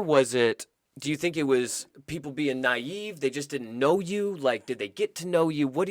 How would you sum up trying to integrate with these people who weren't used to someone like you? I think in that particular situation, I don't want to call race, like, I know that term gets thrown around a lot, and I try not to use it too much. I think in that particular situation for that particular family, I don't think it was just total racism. Maybe on her stepdad's behalf, I think he was just a good old boy and he just wasn't having it. Her mom she was a little bit more liberal, right? But she was, of course, going to adhere to whatever he had to say. I just think that they just didn't like the way it looked. You know what I'm saying?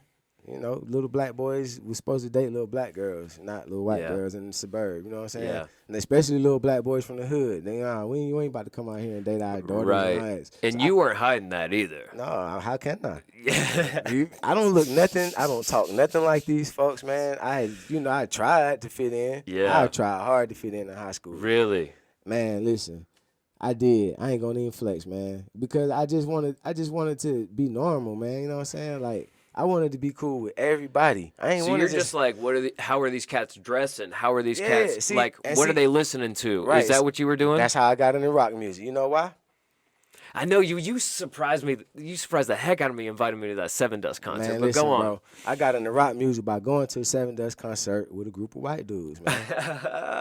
That asked me to go. Yeah. Have a good time. You ever heard of Seven Dust at the time? At that time, I never heard of them. You just went? I just went. High school? And I knew that the dudes I was with, they was going to take care of me. Timmy B was one of them. Yeah. I knew I was with these dudes, they was going to take care of me, and I was going to take care of them. Whatever we was in it, you know. That's why I said they called us the Renegades, because, boy, we was in it.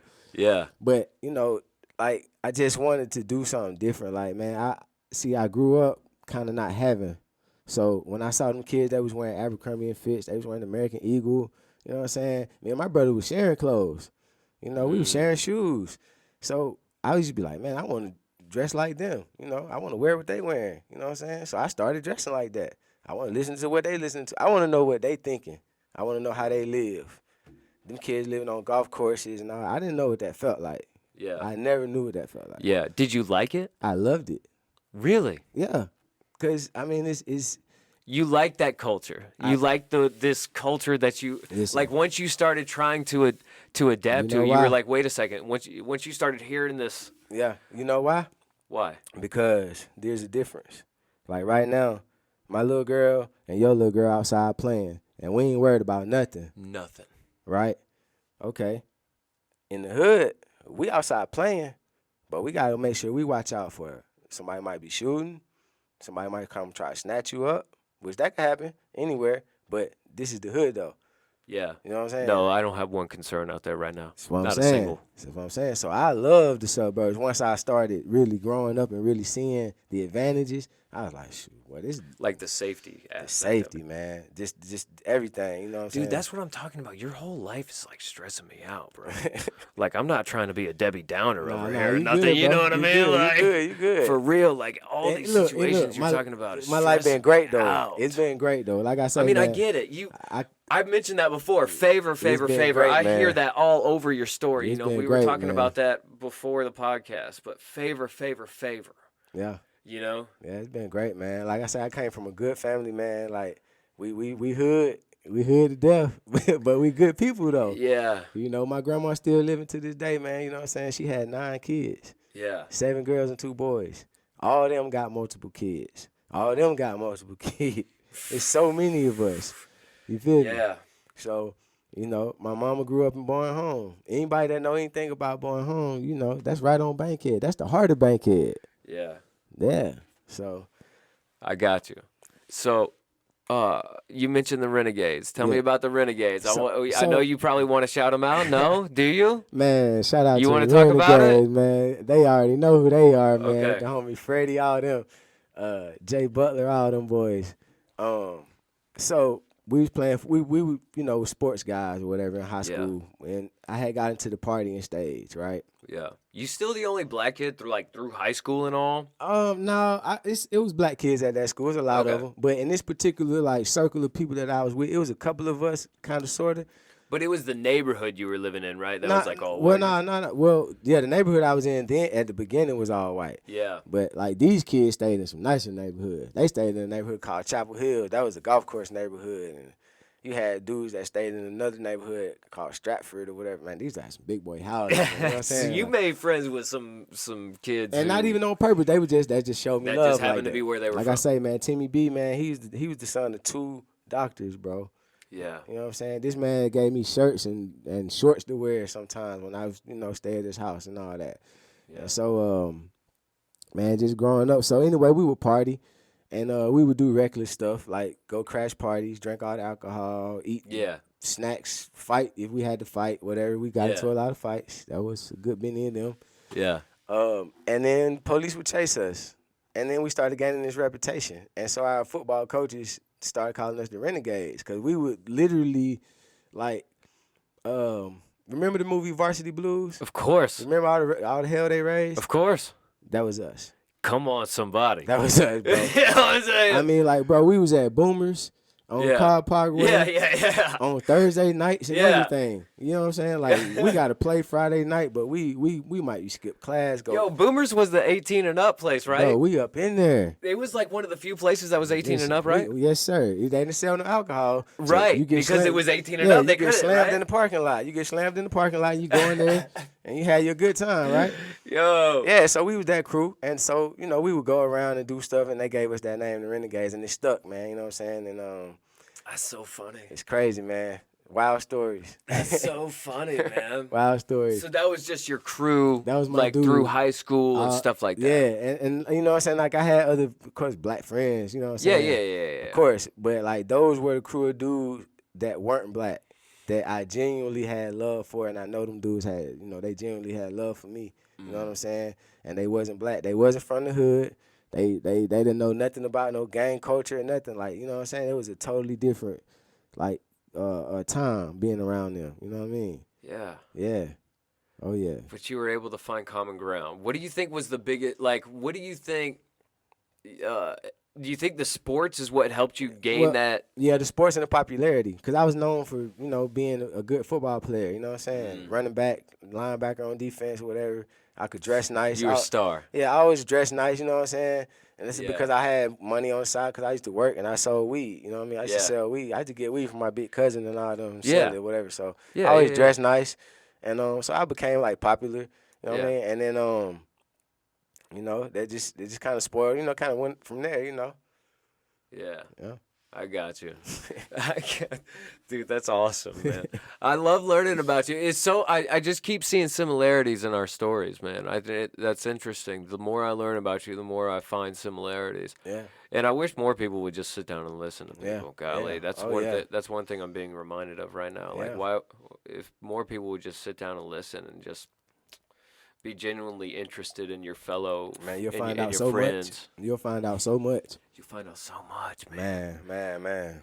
Would you know that we had like any of those things in common? You know what I'm saying? Like Not right off the back, I wouldn't. Nah. You wouldn't, right? Yeah. It's wild. I was surprised. Yeah, that's wild. But I knew you was a cool dude when I found out your middle name was Dwanye though. Dwanye! Yo, I'm so glad you mentioned that, dude. No one knows about that Dwanye. Don't nobody know about that Dwanye. Boy, that used to be hilarious. Yo, we're an hour and 25 in. You want to take a break? All right, that's cool. All right, cool. All right, brother. So we've been bouncing around a lot, but I really want to talk about your prison sentence a little bit more. I'm just really fascinated because I have some opinions on the prison system, Right. and you've got the inside scoop, dude. Right, so I right. just, I'm gonna poke and prod on that for a minute. Okay. You spent 9 years incarcerated, several prisons, all in Georgia, right? Right. 4 mainstays, is that right? Yeah. Like I know you spent some time at some transfer places and stuff like Yeah. that, but you have 4 I mainstays. had, Dooley, Walker, down at Coastal, and then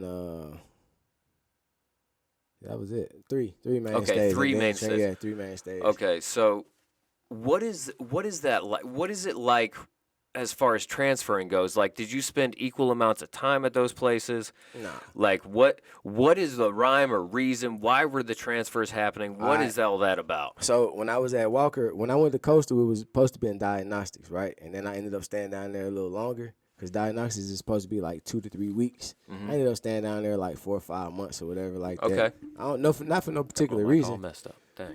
but just because, that's just Yeah. how it goes sometimes. And so from there, I got sent all the way up to North Georgia to Walker State Prison, right? And how long were you there? I was there for like 7 months. And I probably would have stayed there a little longer, but I got into some shit, into a situation. You can cuss. It's cool, man. And we don't. It's whatever. I'm wide open, brother. I got into a situation with one of my lopes, man, and so I got shipped from there. Okay, so it was a confrontation Yeah. that shipped you out. Yeah, I actually started a riot up there, man. Not on purpose, but it just happened like that, Yeah, so it was just a fight that wound up. So what happened Tell was, lay that out for me, I'm dude. finna lay it out for you. So I ain't even know. Started a riot. I can't let that slide, bro. I can't let a comment like I started a riot slide. You gotta give me some more on that before we move on. I'm sorry. I gotta real. skirt. That's a record skip for me, bro. All right, so look, I was in this dorm, right, and it was an open dorm setting, which means everybody is in the dorm together. There's no privacy. It's just beds in there. Yeah. Everybody's got locker boxes. Nobody locked their locker boxes. Yeah. Everybody was like family. If you needed something, you just, hey man, let me, whatever. And this is in. I want to clarify. This is in Walker again. Yeah, Okay. man, Walker State Prison, right? It's always one of them old timey prison with the bars still, right? Okay. All right, so this cat named I can't even remember his name, man. But anyway, he had just got to the camp from D. Ray James. He's a Crip too, and at the time I wasn't really on the card like that. I wasn't really trying to push the line and nothing like that. I was just really just doing my bid, you know what I'm saying? Because I seen how they was moving up there, and I ain't really like how they was moving, so I ain't really associate myself with them dudes like that. So anyway, one night we sitting on the bunk, me and my bunkmate. And I seen the dude like crawling across the floor, like on some sneaky stuff. And so there was another bunk on the side of me that a dude I was cool with, his name was Fanbro. He was from Griffin, right? He slept on the top. Everybody knows someone from Griffin, man. Yeah. And so his bottom bunk mate was an old white guy that just got to the dorm, right? Okay. He had a locker box full of goodies, full of stuff. They went over there and took the homie, took his stuff, right? All right, so now this is where the politics kick in. That's a no-go. Like if any gang that you in or whatever, if you in a dorm and the rules are no stealing, boy, that means no stealing. Period. Everybody respect each other. Man, you better not steal nothing because you going to get it, right? So this late at night, everybody's crashed out. Yeah. So and homie's sneaking across the floor for some freaking snacks. Right, he see it. Is it greed? It's greed. It's and greed. It's greed, and he know this a white man.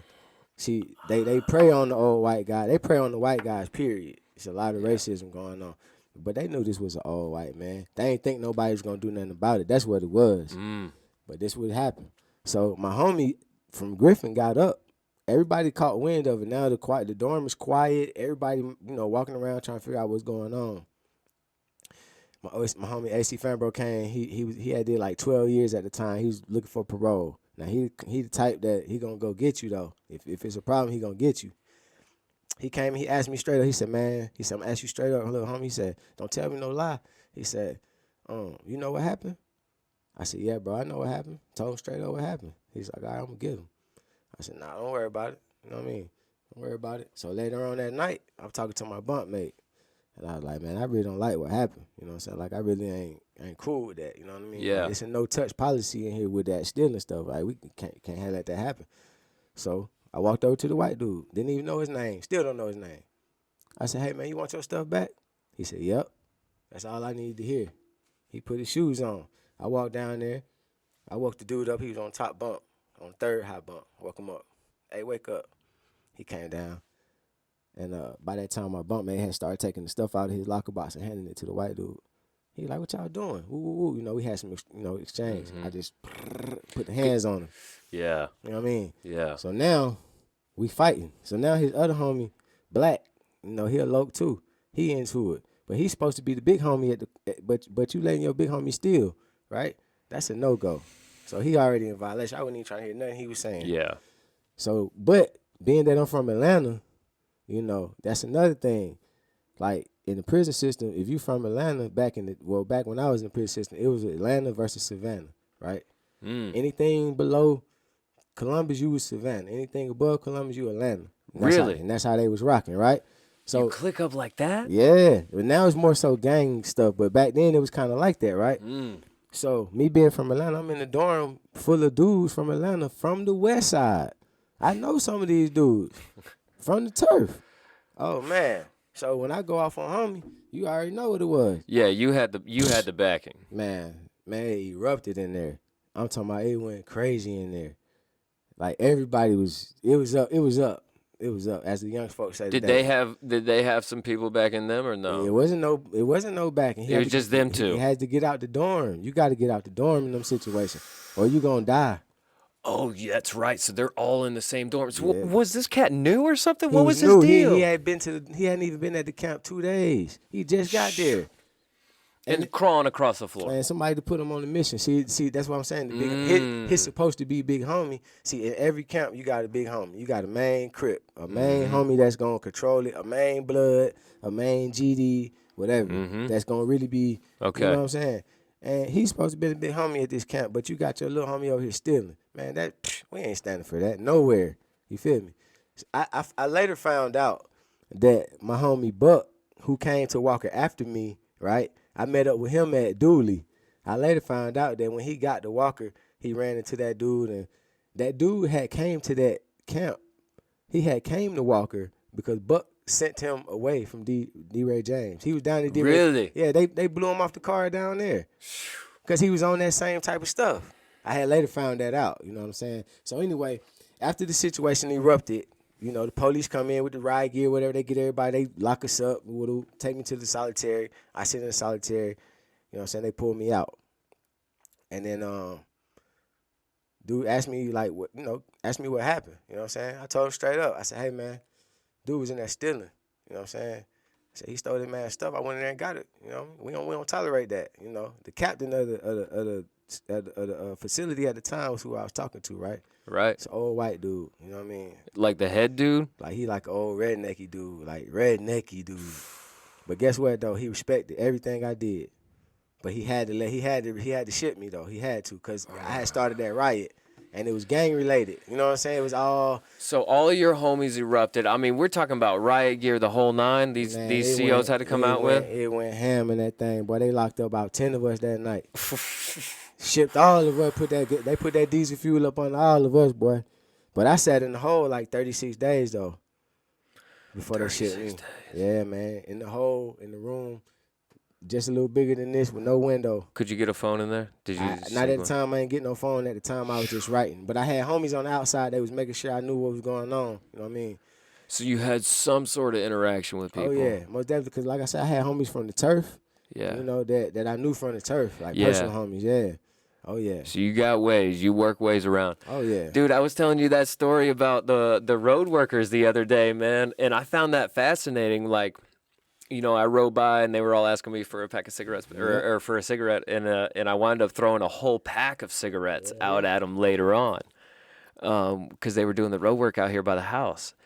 And you're telling me that pack of Camels is $100? Yeah, or better. But when I was in, it was $50, $75. Yeah, yeah. And did you get involved in that sort of business? Oh yeah. Did but not all places are like that. You're talking about there was open locker stuff. Oh yeah. So, but were you still selling cigarettes and all that stuff? Like you could still. Oh yeah, you could still. So at that time, cigarettes were still legal in the prison system. You could still buy them in state prisons. Right. So that was at that time. Because they're still legal in federal prisons, I think so. I don't know. Right. So at that time, they were still on the store. You could still buy them. It wasn't no issue. It wasn't until around like 2010 or something like that when they outlawed them. And you were in. I was in, and then so you had to buy as much as you could, right, and hold them so you could black market sell them, and then from there, after everything was sold, you had to have somebody on the outside to put some stuff together for you and try to get it in. Yeah. Do you know how that works? Do you know the specifics on that? I know the specific. I know everything about that. Give me a specific on here? So this how it go, right? This how it go. And again, this how the politics works in prison. It's gonna be most of the time a person that's bringing something in. He working for a gang. You know, he might not even be in the gang. He working for that gang. And he don't look like a gang member necessarily. He just working for the gang. You better leave him alone. Don't touch him or they gonna kill you, right? This is the guy who works at the prison. No, this is the dude that's gonna be bringing those cigarettes in. Oh, okay. Just right. Some dude. They're gonna be that dude. Most a dude. Most of the time. He's coming in to visit somebody? No, he's just gonna be that guy. He's gonna be a prisoner. Okay. Most of the time it's gonna be a white dude. That's just how it go. Most of the time, it's going to be the white dude that don't have a lot, and he ain't got a lot of heart. He needs some protection, and he got a habit. So he going to work, you know what I'm saying, to support his habit. That's going to be the dude that get on those details to go out and work on the farm, right? Now, if an officer's bringing it in, that officer's going to get paid by somebody on the outside to bring in whatever they bringing in conjunction with the inmates that's working on the outside. So that's happening too. There's the corruption going on as well. That's what I'm saying. The gangs go. It depends on what gang control it. The Migos got their people. Yeah. Crips got their people, or the GDs might be working with the Crips, or the you got. Does it matter like which prison you're into? Like, depending on which ones they might have like ends with the COs and stuff like that. Every prison got some crooked COs because money talk, bro. Because you got to think. They get paid like every 2 weeks, $1,500 or something like that. That ain't no money. So guess what? If I come to you, and this is how it happens, really. You making $1,500 every 2 weeks. You stressing. You trying to pay your bills, take care of your family, right? So I said, hey man, listen, I'm gonna give you $100 tomorrow if you bring me a cheeseburger, right? You're gonna bring the cheeseburger because you're gonna be like, shoot, that's $100. Yeah. What I'm really doing is trying to test you out and see what you'll do. If you bring that cheeseburger, I know you'll bring me a pound of weed. Because that same cheeseburger. Eventually. Yeah. Know you'll get there eventually. Yeah, because that same cheeseburger will get you the same amount of trouble as that pound of weed. Right? Ooh. So if you bring that cheeseburger, you're gonna bring that pound. Your job's gone. If you get caught, right? So wait, here's a question: did you ever see CEOs get caught doing stuff like that, and they just Man, lose their jobs? They don't actually get like in trouble. All the time. Is it like that good old boy stuff though, where like you won't see that CEO like really get in trouble for it? Like if he gets caught bringing a pound of weed. I've seen them not get in trouble. I've seen them get in trouble. I've seen them get walked out. I've looked out for the ones that making the drop. I'm making sure that they don't get seen with the phones and stuff. I've been on all sides of it, bro. But you think more comes in from people though, who are like entering the prison system? This dude's about to go in and do some time in or whatever. Is that how it works? So the bulk of it's gonna come through the officers because that's the easier way. The small stuff comes through the prisoners. So the prisoner, Small stuff. right. So let's just say you got a dude that's, he got some bread or whatever. He got some people in place. He gonna send his lady or his homeboy at you. He gonna say, hey man, I got 5,000, right? Cash money, 5,000 that you can touch. That's your money. All you gotta do is take this pound of weed down to my homeboy. Make sure he get the weed. Make sure he get the phone. And when he call me and tell me he got the weed and the phone, that money yours. I'm gonna give you $2,500 up front though. What you gonna do? I'm gonna do it. Exactly. So that's one officer. I'm gonna do it. That's a month and a half worth of my wages. That's one officer. For one drop. Right. That's one officer at one prison. Think about it. Think about that. For one drop. Exactly. One officer, one prison, one drop. Exactly. And this is happening all the time. All right. Pay him 5 G's. He makes the drop. How much is that pound worth? Oh man, about 25. 1,000? Oh yeah. Once you break it all down, because a little bit, like not even a gram, like a half of a gram is like $50 of weed. Like a half a gram of weed is like $50. So you got a pound. First of all, you ain't gonna get it all at once anyway. You're gonna get it, a little bit at a time. Yeah. And so over a period of time, Yeah, because you can't just bring a brick in. man, you're gonna make so much money, bro. Listen, dudes is paying for houses in prison. Would you? What were you getting dirt in there, or were you getting? Oh no, no, you getting right? Listen, I Yeah. I ain't gonna say no names, right? But one of my dudes that's connected to a very he a well-known rapper, very well-known rapper. One of my dudes was connected to him. He was getting hit straight off the tour bus, Into the prison system. Oh man, pounds of it, bro. And it's worth so much money. And the guards is bringing it in. It's bringing it in like clockwork, man. Yeah, that's what you were telling me when I threw those cigarettes out of those work detail guys. Was that some of them guards cool? Some like of them that. CEOs, like if I had just approached him and been like, "Hey, this is for the guys," he would have let them have it. Yeah. Would he have let them like smoke it while they were out, but they can't take it back? Yeah, exactly. That's what most of them gonna do. Like, do. yeah, boys. If they're gonna let you do it, that's what's gonna happen. They're gonna, I'll let them smoke them, and that's it. Or is it gonna be a no? You know what I'm saying? Yeah. Yeah. Because dude was like just throw him out the window. Yeah. He probably pocketed him, right? Made $100. He Do you think did. I made one dude's like month, or did I make like those dudes' day? He just made it. Like all of those dudes' day. You just made his week. But I'm gonna tell you how that stuff get in through the prisoner. I told you how it come in through the officer, right? Yeah. So the work detail guys. This is it. This is how it gets in through the prisoners. Is the work detail guys, right? It's interesting. So. What they got, we called it a Gucci bag or a Louis bag. That's what we called it back in the day. But they got to shove their buttholes full. I knew you were gonna say it. Yep, they shove their buttholes full.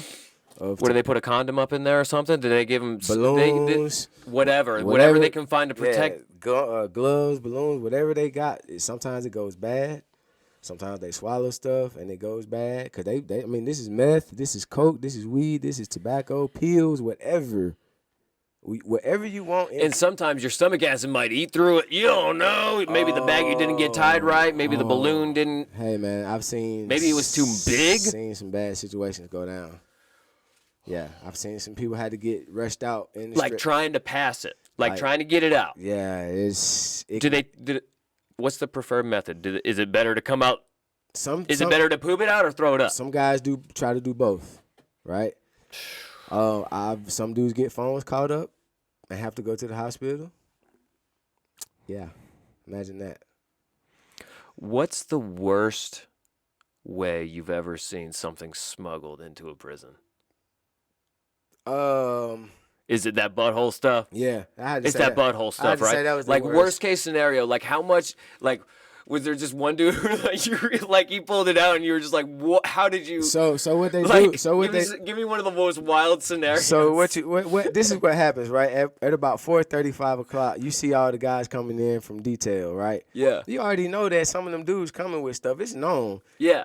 They come in Every day. Yeah, every day. They come in, they go in, use the bathrooms, they throw the flaps up, which means they cover their windows or whatever, and then the dorm just smells like poop for like an hour because everybody's pooping. Everybody's trying to get it out, whatever it is. And then in another hour and a half, you're gonna smell cigarettes and weed. And there's gonna be people walking around on meth. Smoking. On So they're going in their cells and smoking. Yeah. They're going in their in their rooms sometimes and you go smoking. sometimes you go in yourself and smoke. Sometimes you smoke in the dorm. It depends on who your officer is. Cause I've been in dorms where officers don't care about nothing. They don't care if you got a phone. They don't care if you smoking. They don't care if you fighting. Just don't kill nobody. Just don't kill nobody. Yeah. And I'm gonna tell you something else. If you get in the dorm with Just don't kill nobody. yeah, just don't kill nobody. You're kidding me. Like, I'm not trying to be a jerk here. Oh yeah, but for real, man. Listen, I was in the dorm with a dude that one of my homies, he's about to fight the blood, right? And we had to get on lockdown for count because they lock us down to count us. Dude told us, hey man, when y'all come out for count, y'all can fight. We came out for count. We went down there to the corner and let the homie get the fade, and they got the fade in front of the officer. Yeah, as long as we don't kill nobody, he was cool. So that's dangerous though. Think about that. No, I was talking to someone about this yesterday. You know how many punches it takes to kill somebody? One. Yeah, one. Oh, One. Listen, you know how many? Ooh, man, I done seen some stuff, man. Like, it takes one punch Yeah, to kill somebody. The right punch. yeah. You know what, dude? That's nasty stuff. Yeah, to get punched in prison is the best thing that can happen to you. Why? Because you got shanks and you got these belts, right? And on the end of those belts, you know what a combination lock is, right? They call them dragon tails. Well, they lock that lock on the end of it, and boy, look at here, it's nasty. That's wild. We used to do that when we were kids, when we would get in fights. So some of us would carry a padlock wrapped up in a bandana. Yeah. That's Like we put it in a bandana, we call and it- just, we call it'd it- be like a sack. Yeah, Whap! we call them dragon tails, man, and yeah, it's ugly. It gets really ugly. For real. Bro, Yeah, man. you hook that thing on the end of a belt and wow. And you work on them, bro, if you got to. But most everybody got shanks, though. You know what I'm saying? So to get punched is the best thing that can happen to you. To get in a fight is the best thing that can happen. Were you stabbed? I've never been stabbed. Almost. Never been stabbed. Attempted. I've been in some situations. I've been in some situations. Yeah, I've been in some situations. Got a couple war wounds, you know. Yeah. I told you, I think I was telling you that like you had to tell your homie when you finna take a shower. You can't just go to the shower. Yeah. You gotta tell somebody so that he can be on point and watch you. He's armed. Oh, He's got something. He gonna have something, or he gonna tell the other homies too in the dorm. They gonna Keep be an watching. eye out. So you got some sort of signaling before you got warning. Eye contact is Da, da, major. da, We ain't even gotta talk. We just know. So when you're a certain somebody, you can't just go take a shower. Man, if you anybody with any kind of name, or if you affiliated, you may not see. I'm the dude that didn't really want no problems, but I got a lot of Crip homies. I knew some So bloods. you had affiliations. Yeah, I knew some bloods.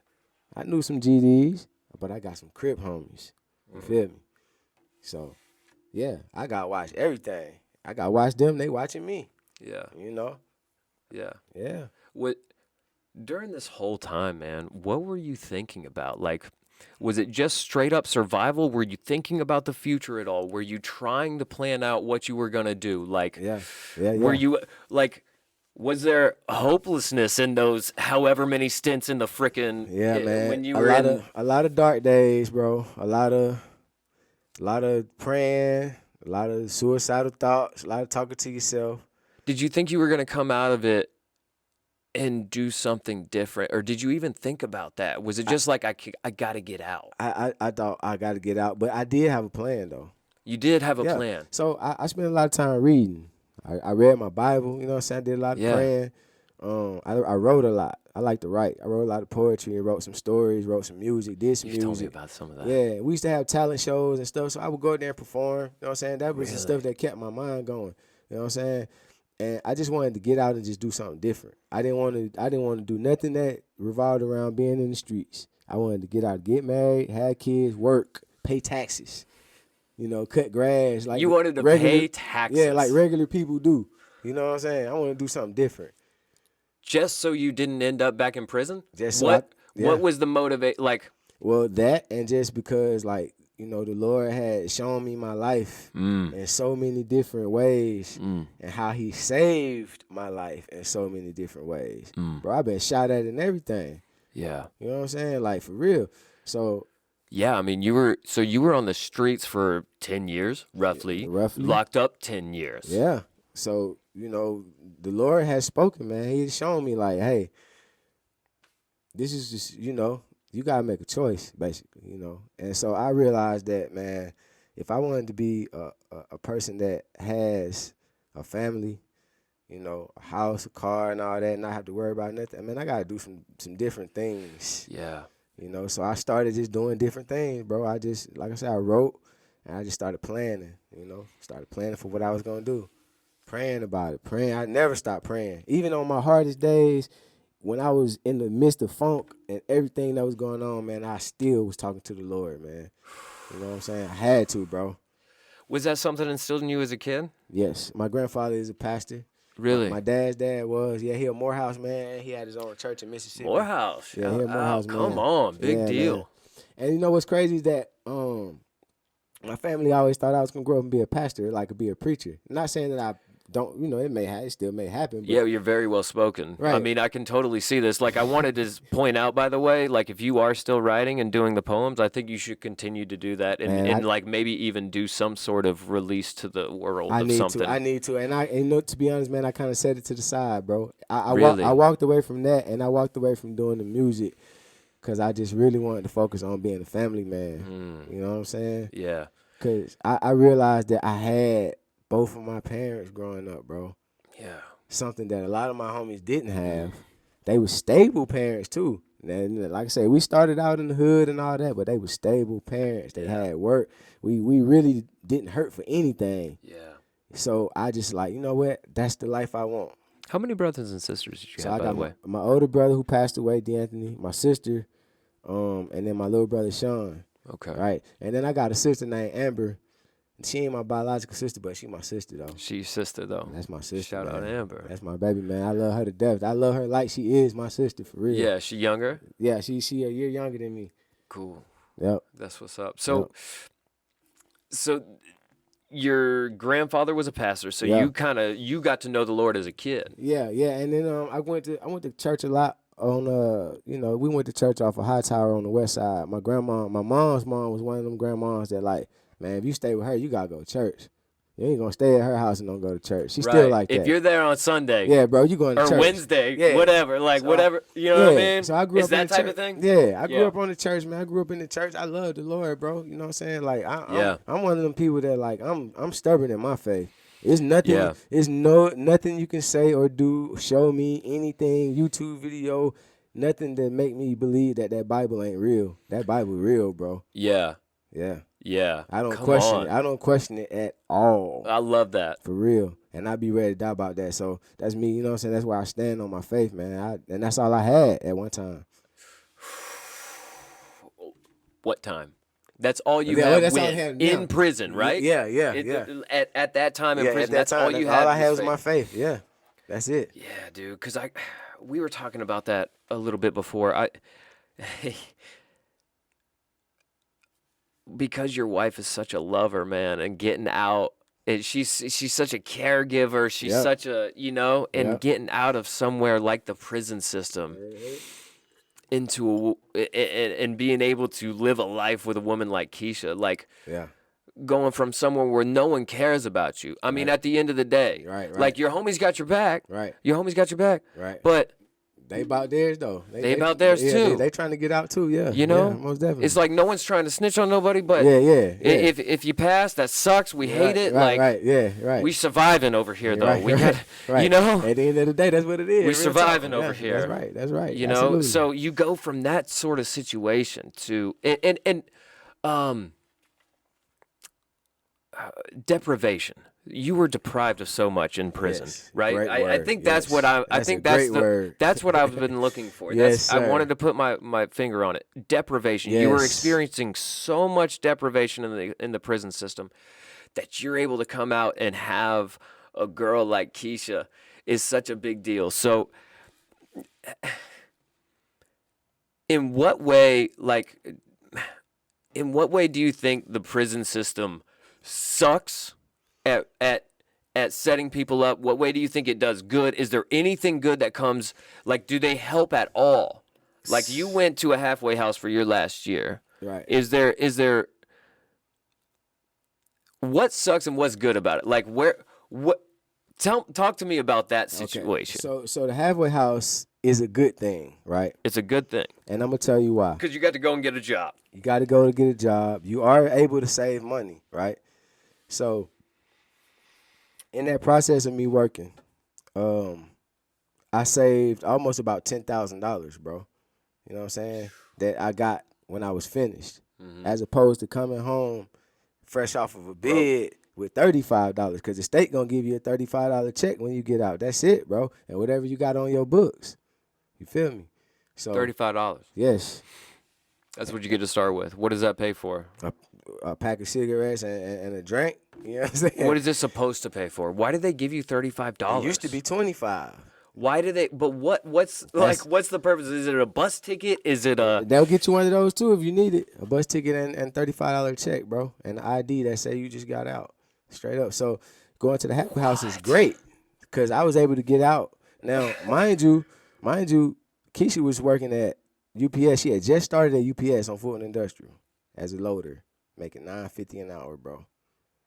And money was super tight. Now at the time, I was hustling a little bit, but I wasn't really hustling. Yeah. Before I got to the halfway house because I was trying to stay out of trouble. So when I got to the halfway house, I was working. Now this is the bad thing. I wasn't able to send her the amount of money that I needed to send her because they capped it. They would only let me send her $150 per month. You know what I'm saying? What? That's not no money. That's no money. Right. I needed to send her $500 and $600 a month to Yeah. get her started. So Yeah. I wasn't able to get her started. So that's the bad part. But like I say, at the end, they wrote me 2 checks. And one of the first things we did was went to the bank and cashed that check, and I put all that money in her hand. I put all of it. I didn't keep nothing. No, from her. you didn't. I put all that bread in her hand. Told her, hold it. Cash. Yeah. Cause she rolled, bro. She rolled, bro. She earned it, right? Man, like listen. that was one of the least things you could do Man, at listen, that point. Is I that know- what the way you looked at it? At that and make sure I married her.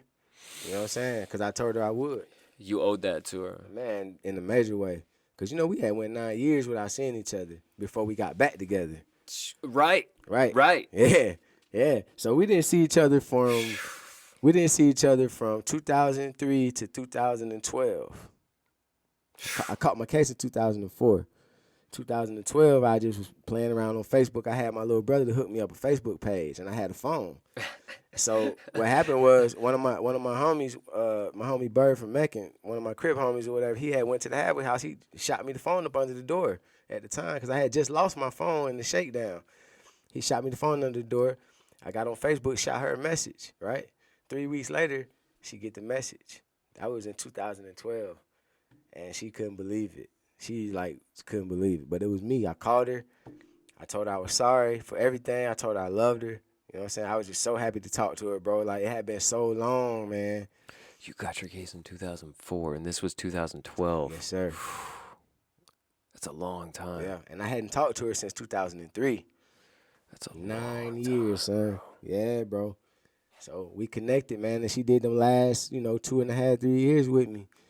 And I told her I was gonna marry her, and I meant that too. I said, I'm marry you. Yeah. When we got off the phone, that first conversation, right? When we got off the phone, Yeah. I called my mom's up. And my mama know I don't play, about no girl and all that. I don't just be saying anything about no lady. I called her and said, I just talked to your daughter-in-law. She said, who? And so mind you, I had my mom looking for her. So Really? Yeah, because I was trying to write her. I was trying to get in touch with her for some years. So when she said who, I said Keisha. She knew who I was talking about. She already knew. Yeah. Yep. For real. Yep. She already knew. So did your mom like her? Because y'all saw each other before. Your mom loved her? My mom remember her from when we first knew each other in 7th grade. You know, we grew up together. Right. Yeah, Right. yeah. So, Right. See, Keisha knew me back when I was doing the dirt and everything. She Right. know me. Yeah, so Moms knew her because she was in the band. You know what I'm saying? Yeah. I played football or whatever, so she knew Keisha. So I think she, at that time, too, she was wanting me to just focus on being, getting out, not so Yeah. much. Because I had already been in some relationships with some chicks or whatever that, went sour. I think she was like, okay, that's cool, but I just need you to focus on coming home. She didn't really think it was going to be as serious as it, became. But I knew in my heart of hearts, I was like, boy, I got her. It's over with now, man. I ain't finna let nothing happen. You know what I mean? I put her on that visitation list, and boy, it was history. She was hitting the highway up. Really? Yeah, coming to see me. She was there. Mm-hmm. That's so awesome. Yes, sir. She's sir. such a good woman, man. Yeah, I man. respect the mess out of her. Yeah, man. I respect the And mess out of her. That's a hard life to live, man. That's a hard thing for a woman to be with a man that's incarcerated and like not, do anything on the side. You know what I'm saying? And to expect her to do that is almost like asking for too much. You know what I'm saying? Listen, as a dude, Yeah. So I couldn't do it. It's crazy. I couldn't do it. You can't tell me that it's going to be an indefinite amount of time or whatever. It's a hard life to live, bro. You can't tell me that. I'm not. And not okay and with to be 100% honest with you, bro, I'm one of them dudes that I'm a realist, right? Yeah. If it had gone on, I wouldn't even care. Because I understand, you know what I'm saying? I knew where I was at. It's such a tough spot to be in. It's a tough spot to be in, but see, Are you driving yourself insane at night? Yeah. Thinking those thoughts sometimes, dude? Sometimes you do, because it had already happened to me. I had already dealt with a chick that got pregnant on me. 2 chicks got pregnant on me. One of them got married. This during the 10 years. This prior to getting with Keisha. So I was already like, a little traumatized on the relationship tip. Yeah. So at that point, I didn't know what her situation was. I just wanted to be in touch with her. And I just needed her to know that I was sorry for how I left things in 2003. Yeah. You feel me? If she had a dude or a kid or whatever, it wouldn't have mattered. That's cool. Right. You just letting her know. I just need you to know I love you and I'm sorry. Now, anything that come beyond that, I was cool with. I was with her. Yeah. She did have a dude at the time, as a matter of fact. Yeah, I remember her telling me about that. It was a shaky situation. They was kind of like breaking up or whatever. Right. And I just told her, I'm going to fall back. I'm going to let you handle your business. You know what I'm saying? Yeah. I'm going to keep doing my bid or whatever. If you need to talk, you hit my line. She was able to call me on the cell phone while I was in prison, bro. Yeah, for real. That's so nice. That's so nice, though. So I told her, if you need to cry, you need to talk, whatever, you hit my line. But you would still have to use the freaking phones in the prisons? I had stopped using the phones in the prison. Yeah, man. just whatever. Yeah, it was whatever at that point, man. I mean, you said you got caught with a phone at a shakedown and stuff like that. Was that a big deal? Yeah, I got caught with a couple phones. Was that a big deal to these people? At one time, they was trying to give you more time. They was trying to give you 5 years, right? 5 years for a phone? Yeah, they was trying, but it didn't happen though. What judge is gonna sign off on that? This is a phone, man, not a gun. How did you get in all that trouble and not get any additional time? Because they don't care. The only way you gonna Because you said you incited a freaking riot, but and you got. I mean, now that I'm thinking about it, like you Yeah. just got transferred. Yeah, now you can get in trouble for these things. Sure, Right. But you just managed to not get any additional time tacked on. Is that more favor? Is that favor in the that's- story or what? I'm gonna say that's favorite, but here's the reality of it: it's prison, bro. There's These things happen. So many worse things going on. It's happening. Dudes is getting killed every day. Dudes is getting raped every day. It's so some of that stuff they don't even care about. You know what I'm saying? They just gonna put you in the hole, let you ride away for 40, 50 days, let you out, put you back in the same dorm sometimes. Yeah. Listen, I've seen them people put dudes that have been beefing in the same dorm after they get out the hole. They just was beefing, and y'all gonna put them right back in the same hole. That's purposeful, right? Come on, man. You know what's gonna happen. It's purposeful, right? You know what's gonna happen. Do you think there is that like antagonizing aspect of it for some of Yeah. for some of these maybe some of these prison systems? Oh, like yeah. that's an issue I've got is some of these like the privately owned prison system, right? That messes with me. They're making a lot of money off of people, like these work detail dudes we were talking about, yes, right? Yes. They're making a lot of money. You mentioned something before, and this is so insulting, dude. Yeah. It's so insulting. You were offered a work detail when you were in Unadilla. Yep. What was the work detail? Working on a farm like a slave, basically. Work. I was gonna be cropping, whatever that means. Cropping. I don't even know what You that don't even means. know what I'm a you gonna be city boy. cropping. I don't even know nothing about no cropping. You know what I mean? But Well, yeah. Unadilla, that's not that far from like Dublin and stuff like that, Yeah, right? Dublin's covered in cotton fields. Man, I'm not trying to be. it's cotton fields down I know there, there's bro. a lot of tobacco. A lot of I know there's a tobacco lot of fields. stuff like that. A lot of pecans and all that old type Yes. of stuff down there. Yeah, so the lady, I was looking for something to do. I wanted to You wanted the work detail. I wanted to fill my day up with some activity. Yeah. You know Did what you I'm want saying? it inside or outside? I didn't really matter. I just Yeah. wanted something to do. But she said, well, in her exact words, well, I could put you on the farm. Man. Man. That's insulting, right? It is very insulting, bro. That's insulting Yeah. because you're getting no money for this. Man, listen. My exact words were, do I look like a farm nigga to you? I don't blame you for that. Right. I don't Yeah, blame you one bit man, for that. Man, do I That look was a like... deserved response Right. in that moment. That's so insulting. Man. I sit here and wonder, like, how as a society we expect to send and you're such a cool dude, so like don't take this the wrong way, Right. I'm just framing here. Right, I'm just right. framing the question. Like how we as a society can expect to send criminals to situations like what you're talking about in these prison systems and expect them to come out different and expect anybody to not come gonna out happen. different or better. It's not going to happen, bro. How is anyone going to come out of those situations better? How is anyone going to come out of solitary confinement better? How is anyone going to come out of having to play survival mode forever? Deprivation. It's not gonna Deprivation's a terrible place to be. Yes, it is. When you're deprived of things, like just your life, Normal. liberty, and pursuit of happiness, when you're deprived of those things, it's Yeah. terrible. Yeah. It is awful. And I'm not saying that people don't deserve punishments. I understand Right. that. Exactly, right. But it doesn't seem right the way we handle it, the way we carry it out. It's way off base. Yes. It's man. way off base. You throw someone in a room like you're talking about, like the size of this studio, Yeah. block walls, no windows. Yeah. What do you expect that person to think when they get out of there Yeah. after a month by themselves? Oh, and by the way, you only get to shower once every other day. And you only get an hour outside to see the sun and stretch and fart or whatever you need to do. Yeah. Shoot. And you might get a phone call. You might.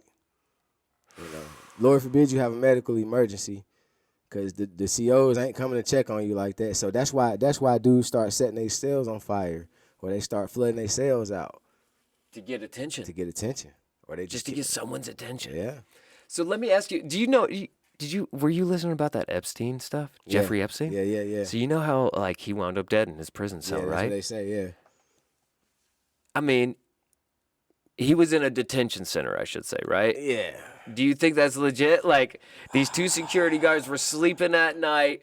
He killed himself in his cell. Like, I'm not asking you if you think he committed suicide or something. Do you think that's a plausible situation, knowing the prison system? Very, very, very plausible situation. Like- because guards go to sleep, Guards go to sleep. they get distracted, and things do happen. I don't believe that happened. I don't think Epstein killed himself. Yeah, I don't think that happened. Personally. But that. But But that is a plausible. Yeah, that does. You're that talking type about getting ignored, like, of- as prisoners that and stuff like that. Yeah, that definitely happens. Did you feel like you were treated like a human being while you were in there? No, brother, no. How could you? Because listen, you gotta beg, you gotta kick the door, you gotta act crazy just to get attention. Sometimes you might just need a fork, a plastic Right, you're fork just to trying to eat get with. someone's attention. Man, I just need a fork to eat with. I just need to ask you a question. I just need. say I just two need. words. I just need a form to fill out so I can go to the dentist. If I don't, you know what I'm saying? Like, I ain't even talked to my family in 3 weeks. I haven't seen them in 2 months. can I just get some steps so I can write a letter? You know what I'm saying? That little type of stuff. Can I just get a pen to write a letter, bro? You know? For real, like for real talk. Like those types of things. You know what I'm saying? And then in some places they'll stick 2 men in the cell, solitary confinement, for 23 hours. Yeah. No. Yeah, bro. 23 hours a told- day. You're in, like me and you. Listen, that's how I told you me and Amigo that I got cool with when we got the phone. We was That's how in you a wound up. solitary confinement cell for 23 hours a day with each other. For how long do you think? That was about another 40 days. Is that really solitary confinement at that point, though? Because you got somebody else in there with you. Yeah. So it's just overcrowded, yeah, right? Yeah, that's all it is, just overcrowded. That's why they do that. Do you think that, did that have anything to do with you moving around too? Was there overcrowding everywhere? Oh yeah, man, they packed the prison system so tight that like they got 3 high bunks, you know. 3 high bunks. Yeah, the tall bunk probably about this high, then you got that middle, and then you got the one down there right there by the floor. And the mice will jump on you while you sleep. Yeah, I had mice running in my room while I was asleep at night. I could hear them in the trash cans and stuff. Yeah, all kind of stuff going on. Yep. Yep. Yep. Bro, that's not like That's not livable. That's not humane at all, is no. it? Yeah, exactly. That's not. I'm sitting there imagining it. Like I'm trying to go to sleep, and there's just I hear the rats, and there's nothing I can do. And you about can't it. sleep because you hear the rats. Yeah, no, I'm not going to sleep. All right, I'm gonna tell you something else. This ain't called solitary confinement, but this is just straight population. So we would go into a chow hall, right, midsummer. Yeah. The whole ceiling is packed with dead flies and live flies. I used to have to eat my food in sections, right? I would have to take paper towels and cover up whatever I wasn't gonna eat first to keep the flies from falling down or keep them from flying into my food because the ceiling is covered in flies. Yeah. That's how bad it is, man. And they don't care about that type of stuff. You might be up there to get your tray and see the mice like run across the tray line, like for real. And they got prisoners back there, preparing your food, and it might be a dude that like to play with itself and all that kind of stuff. Like You don't ever know. You never know. You never know. Is that why? Is that why you don't eat like? You try not to eat in that chow hall. That and No, but you've got like a restricted diet now. Is Yeah. that because of choice, or is that because of you just kind of got used to that's kinda- bland food, or Yeah. not, I don't want to say bland food, but you just got used to a Yeah. limited diet. Yeah, that's what it was. It was that, and some of that stuff I just don't like it no more, man. Yeah, that pork, dude. Yeah, we were talking about like that pork. like I cannot eat anything white and cold besides ice cream. I will not eat anything. Really? Yeah, because we used to have this dish called it was grits, and they called it shit on the shank, right? Sometimes it would be white and it's creamy and it looks like throw up, bro. Grits? It was supposed to be grits, With some gravy with some white gravy and biscuits, and it just looks like. but it'd come out solid all the time, right? Man, Like it's cold so and nasty, solid. man. It's so gross, bro, and stuff like that. And then like when you're supposed to have sour cream, but it don't look like sour cream though. It looked like cottage cheese mixed up with something else, whatever. Like, so I'm cool, mystery foods and all of that. So then they got this thing called Nutriloaf, right? So Nutriloaf, Oh yeah, I was supposed to remind you about this. So Nutriloaf, they introduced that back in like 2005, I think, Okay. and it started as a It discipline. doesn't sound good. Yeah, it started as a disciplinary action, and what it is a piece of bread about this big, and it's about this thick, and it's every meal of the day mixed up together and baked into a loaf, and that's what they would give you. Yeah, that's what they would give you No. twice a day. And, yeah, Twice a day. and the lunch sack. Yeah, you get like a little sack of like For getting in trouble. That yeah. like if you did something. Yeah, Like that's- if you got caught with a phone. Yeah, that's how they did you if you was that was in the county too though. Yeah, that was in the county, but In like county jail? they started that in the county jail, and then I think they integrated into the prison system, but they started that in the county jail though. Really? Yeah, Nutriloaf, man, that's inhumane, bro. That's awful. Yeah, so think about it. You in the cell, you got mice poop, you got roaches, you got And just because you wanted to have some sort of contact with people on the outside, say you had a phone, or say like You just wanted some cigarettes. Yeah. You know what I mean? Like Yeah. you just want Yeah. to smoke a freaking cigarette. Yeah, or if you tried to get a second tray in the lunch line, they call it doo-wopping. When you jump back in the line and get a second tray, they'll lock Then you get this Nutriloaf. they'll lock you up for that. Some officers will lock you up on they looking for a reason to lock you up. But they put you on Nutriloaf Yeah, they will. for stupid stuff like that. Yeah, they used to in the county. But like I say, when you're in the prison system, you're gonna get whatever they feeding. But that loaf gonna be on that tray though. And that lunch sack gonna come in that flap. So if you don't have no store goods or you don't got no homies on the outside to make sure you straight, man, your time gonna be hard, bro. Folks be killing themselves in there because they can't take it. They just can't take it.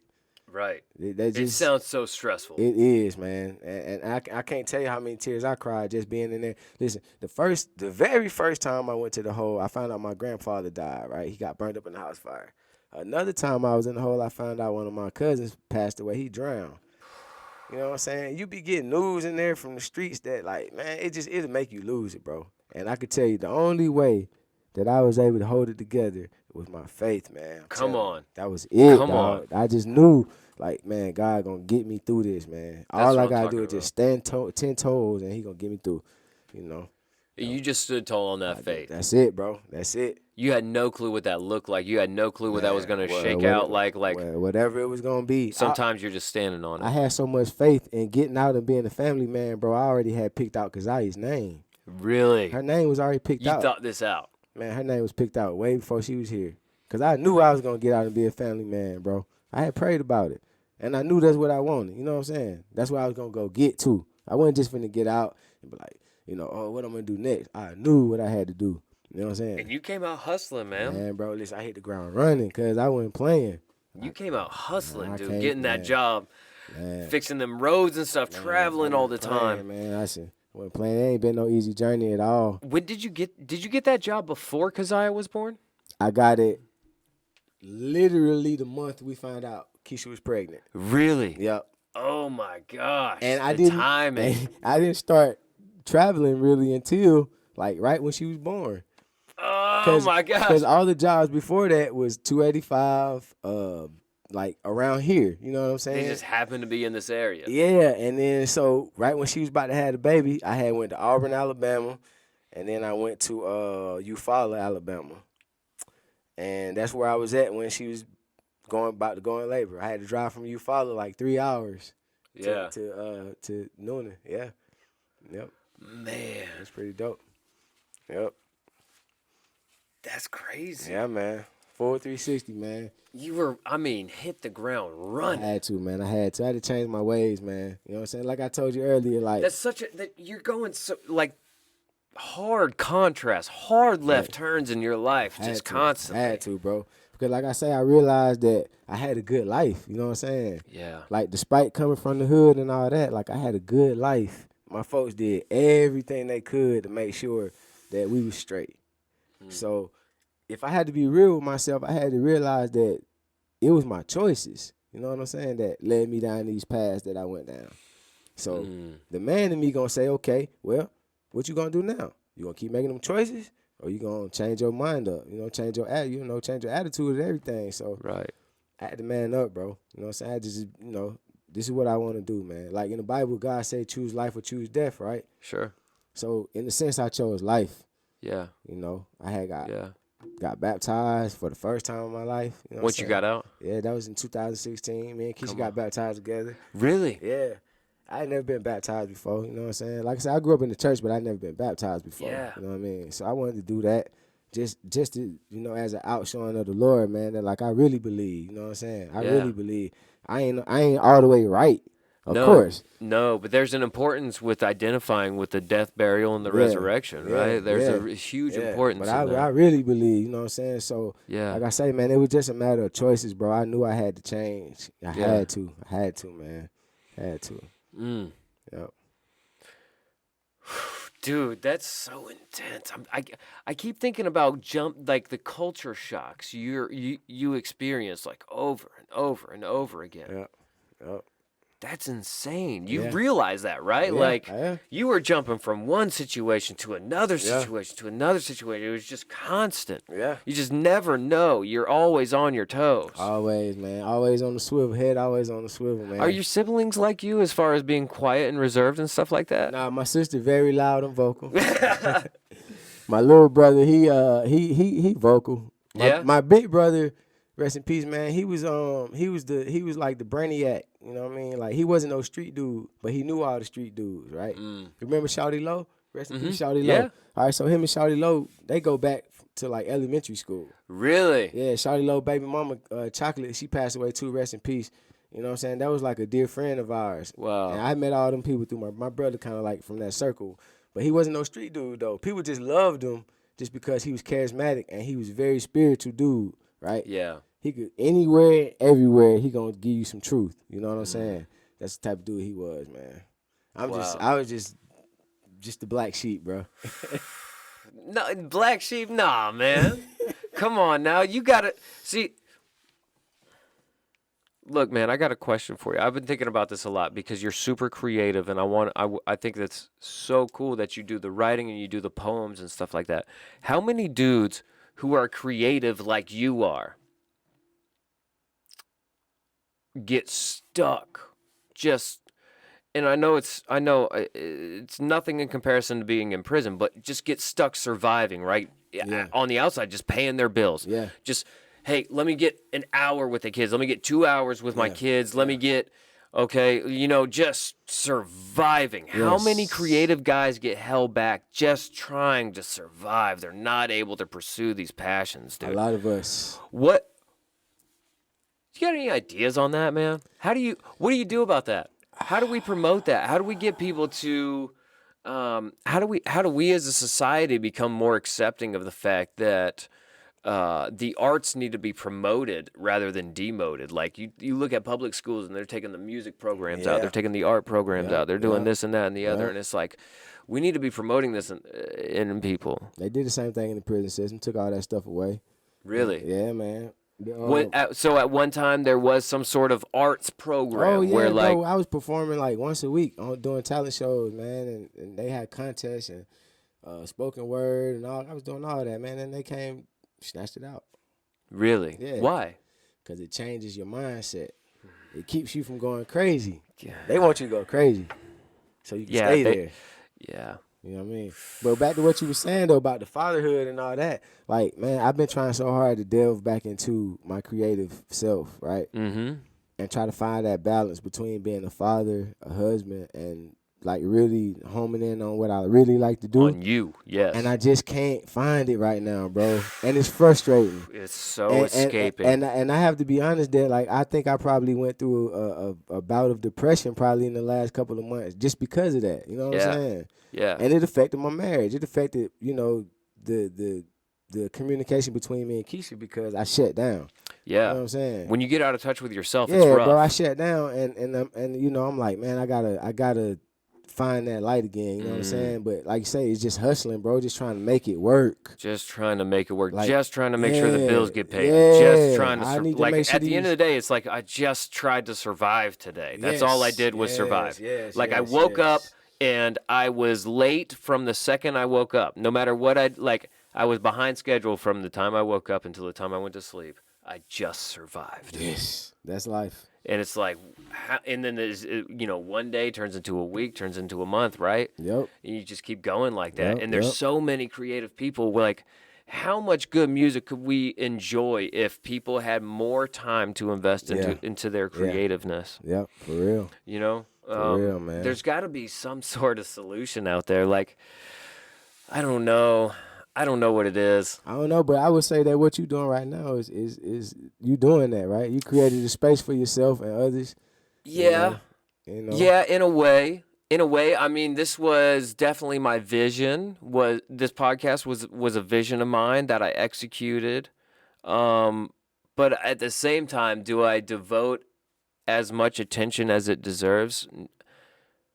if I'm honest with myself, I think it's a good enough idea that I don't give it enough attention. Like, you know what I'm saying? Like, I just don't, it's just not fitting in I'm falling into that survival category, right? Where it's like, I don't have the time to sing. Like, I wish I could do a show a week. Every Friday night, someone else is new. Someone else is on. That would be fantastic. But it's like, is that realistic? Right. Like, we were talking about riding the hoverboard earlier. I got to be at work on Monday, bro. Yeah, I can't afford what are you talking about? I can't ride I would love to try to ride a hoverboard. That would be a lot of fun. It seems like it would be really cool. But if I fall and just the smallest thing happens and I can't go to work on Monday, what? That's an issue. That's why I walked away from the music kind of sort of too, though, man, because I just realized that if I really wanted to pursue the music the way I wanted to, first of all, I was going to need some bread that I didn't have. You know what I'm saying? And then I was going to have to sacrifice some time that I really didn't have. Yeah. Because I just did 10 years, right? Now I'm back home. Your prime years, too, by the way. Right. Like most men would say 21 to 31. Right. Prime. Right. And so I didn't have that time because I'm trying to be married now. I'm trying to be a family man. Right. So I don't have the time to go hang into the studios. If I want to get this money that I need, I'm going to have to do more than work. I couldn't, you know what I'm saying? So I had to make a conscious choice, man. And it's, you know what? I'm just going to walk away, you know, and just work, man. You know what I'm saying? Yeah. That was a hard decision to make. I ain't going to lie. Because I love music. I just want to record. I don't care about being famous. I just want to record. You know we can record anytime you want, Fred. I got microphones right here. What are you talking about, brother? Yeah, I know that. I'm just saying, but that was my mindset back then. It was like, man, I just want to do music. I just want to have the time and the space. I didn't have a space carved out. Right. Nothing. So I was like, you know what? I'm just going to focus on working, being a family man. Yeah. But there are times I'm like, man, I wish I had an electric drum kit. I know that's right. Put my headphones on, just zone out, you know what I'm saying? But why do you think it is that drummers always attract, right? Like, what do you think that is? Have you experienced that before? Like, Man. I'm just starting to realize, like, I seem to always link up with drummers. Do you think there's something to that? There's got to be some common energy or something, man. You know what I mean? Like, it just seems to happen that way. There got to be some common energy, man. I don't know. It's just, I don't know. I don't know what it is. There's that artistic thing, like that creative thing. Those I don't know, those nerve endings connected in drummers' heads, where it's like, you know, they can make it happen somehow. Like they just hit it off with each other. Yep. Dude, tell me about your goals. What are some more? Do you have any more goals now? I know you wanted to be a family man. You've done that. Right. Have you set any more? I'm always setting goals, man. So right now, my immediate goals are to get my family in the house situation. You know. I know you've been talking about moving over this way. We're still speaking that in from the beginning of this show. Right. We talked about it, and we're gonna get towards the end of the show. I'm bringing it up again. We're speaking it in. Fred and Keisha coming to Falling Waters. That's some of my immediate goals. To become a UPS driver was a goal. I accomplished that. You know what I'm saying? Yeah. And that was to get me home off the road. Yeah, that was to get me home off the road and be around the family. So that happened. Yeah. And now the next step is to get us in the house situation because my girls need a yard. You know what I'm saying? Yeah. And then I would like to invest in a truck and a trailer. Really? Yeah. And drive. Do some hot shotting on the side or whatever. You know what I'm saying? Yeah. Give it some money and just create some residual, you know, whatever. And eventually, man, I'm gonna get back into my writing, man. Some form of fashion, however. Come on. I got to do that. I really want to encourage that in you because I'm really interested to hear some of it. We got to get together another time. We will soon. I want to hear some of it. I want to see some of it. I want to see what you're working with, man. Man, I started this book. It was called From Felon to Faith, right? And it's a story of my life, basically. Sure. And it's just a journey of, you know, what we talked about, how I started. Yeah. And then what happened up until me having my kids or whatever. Yeah. I just haven't published the book yet. The book's finished. I just haven't published it yet. Ladies and gentlemen, From Felon to Faith coming out, you know, what is it? Let's just say summer of 2023, all right? Yeah. I'll give you a year. Yeah. I'll give you a year, dude, okay? From Felon to Faith coming out summer of 2023 from Fred Matthews. Keep your eyes out. Come on, somebody. Straight up, man. But yeah, and that, man, and just like I say, man, just trying to hold it together, bro. Yeah. I want to.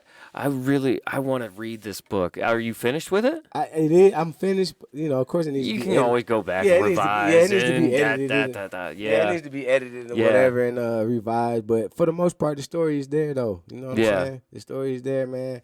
And I'm just really. You feel like it's complete. Like you feel like you got it. You got all the material in there. You just kind of need to refine it. Yeah, I just need to refine it, man, and just actually, you know, finish it, finalize it. Dude, I would love to look at some like rough drafts or something like that sometime. I really would. Yeah, I really would. You're so well spoken, dude. You're you're able to articulate things in a way that's really impressive. I found in you're a writer, you can relate. Like I'll have certain thoughts on something, but when I go to write it down, it's like, how do I say that? You're right. How do I articulate the way I'm thinking? Yeah. Or the way I'm feeling? Like, how do I put that into words? Because sometimes it's really difficult to describe. Yeah. And sometimes it's like, how did I even come to that decision? What mental processes happen? Yeah. I can't put it into words. It's like, and you're supposed to try to portray all that with words. So I've got this obsession with words lately. I think they're so absolutely important and sometimes invaluable, and at other times I think they're so worthless. Yeah, I have this thing about, I always say this, man, I don't like to waste my words, man. Yeah, I don't either. Because words carry power, right? They carry power. And like you say, if you just loosely using words, they sometimes don't carry power. Yes. You just wasted your words. Exactly. You know? Yeah, exactly. Like I always, I was telling some people recently, like, just imagine, like, if you ever feel insulted or if someone says something that pisses you off, whatever, like, just imagine they said it in a foreign language. You wouldn't know any better. If they said it in a foreign language, you wouldn't have a clue what they said, and it wouldn't matter. Right. So just imagine they said it in a foreign language. Right. That way you can just keep on moving because it doesn't matter. Yeah. It doesn't matter. But at the same time, if I was like, you know, someone who was just in a rough spot that day, and someone says something really, really like crazy to me, you know, or whatever that offends me, I might pop off. I might go, who knows? Yes, sir. You know, it's just like, yes, sir. People are so complicated, but words are they can be so moving and so powerful and so worthless all at the same time. It's amazing. It's almost up to the interpreter sometimes, right? It's almost up to who you're talking to. Yeah. It's not necessarily always what words you use. Yeah. Sometimes it's how that person's receiving. Sometimes it's how they're feeling. Like there's so many things that go into it. Social cues and oh my gosh, prejudices. Yes. Personalities, preferences. All that. My gosh. All that, man. There's so much could be solved if people would just understand that it's okay for other people to have different personalities and different preferences. That's what makes us people, man. That's what makes us people. Yeah, if my wife did everything I wanted her to do, I wouldn't love her near the same. You wouldn't even value her the way I wouldn't. Do. Yeah. I wouldn't. Don't do everything I want. Right. That's not what I want. Have your own voice. Yes, I want a wife. I want a person. Yeah. I don't want a yes sir. Like I don't want don't tell me yes sir. Don't do that. I don't want that. No. I don't want none of that. No. I want my wife to be herself, just to be a woman, you know? Yeah, most definitely. Super important. Like we were talking about that earlier. Like I'll be the first to go wild about my wife. If something happens to her, if someone says anything to her, like going crazy. I'm known for it. It's happened to me before. It's happened to me before, right? I've just lost it. Yeah. But I'm trying to learn that my wife is her own person and she can stand her own ground. Yeah. And I don't take that lightly. Like she's legit. You know what I mean? She's strong. Like, I don't underestimate that woman. I try not to, anyway. Right before Keisha had quit UPS, right, she got into it with a certain individual. Mm-hmm. And me and the individual were cool. You know, we all right. But he didn't know that I had come to work that night ready to beat him up. You going to take him out? Oh, yeah. All she had to do was say go, and it was on. But she said she had it.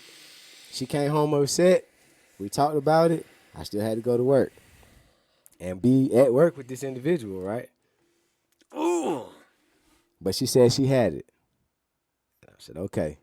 Because otherwise, bro, he was gone. I was going to get him. I wasn't gonna kill him.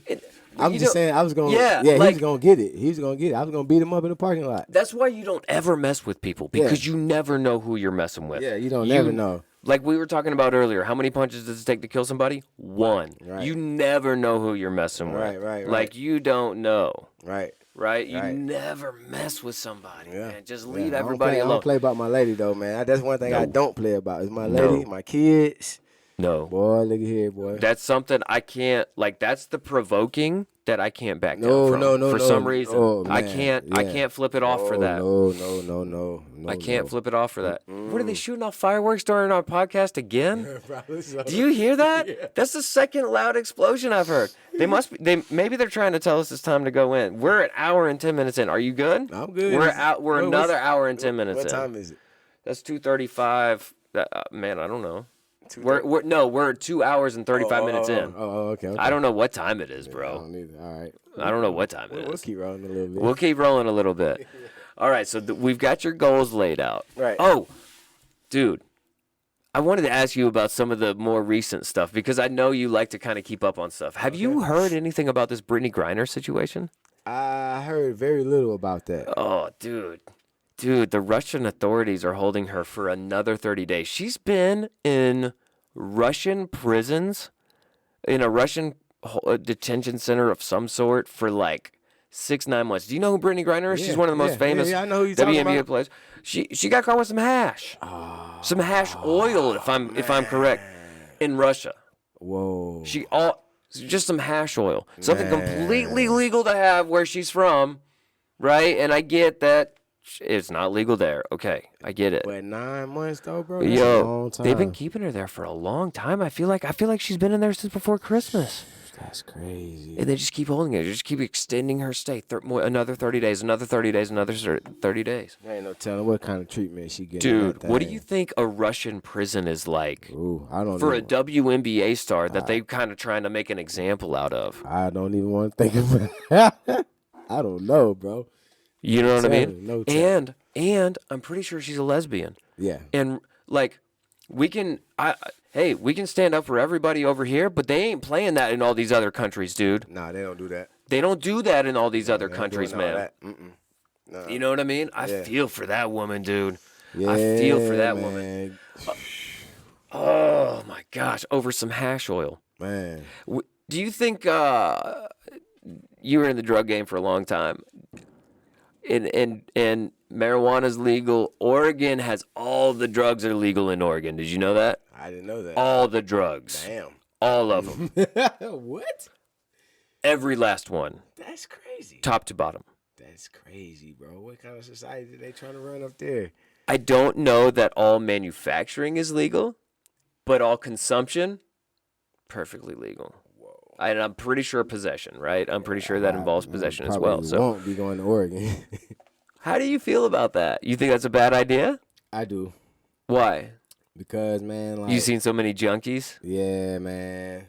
You Like- know what they do, right? Like, addiction is real, bro. You know what they do, right? Yeah, man. Let me ask you this, though. This is where I've gotten to it because I've been thinking about it a little bit. This is where I got to. I think if given the I'm wrong. I'm going to speak out both sides of my mouth. I'm going to give you both sides of the argument. I think if people are given the choice, they might choose. They'll probably choose to do it, Yeah. try it. Yeah, yeah. But I think it'll relieve a lot of the stigmas we have around some of the drugs that are illegal, that shouldn't be illegal. Right, right.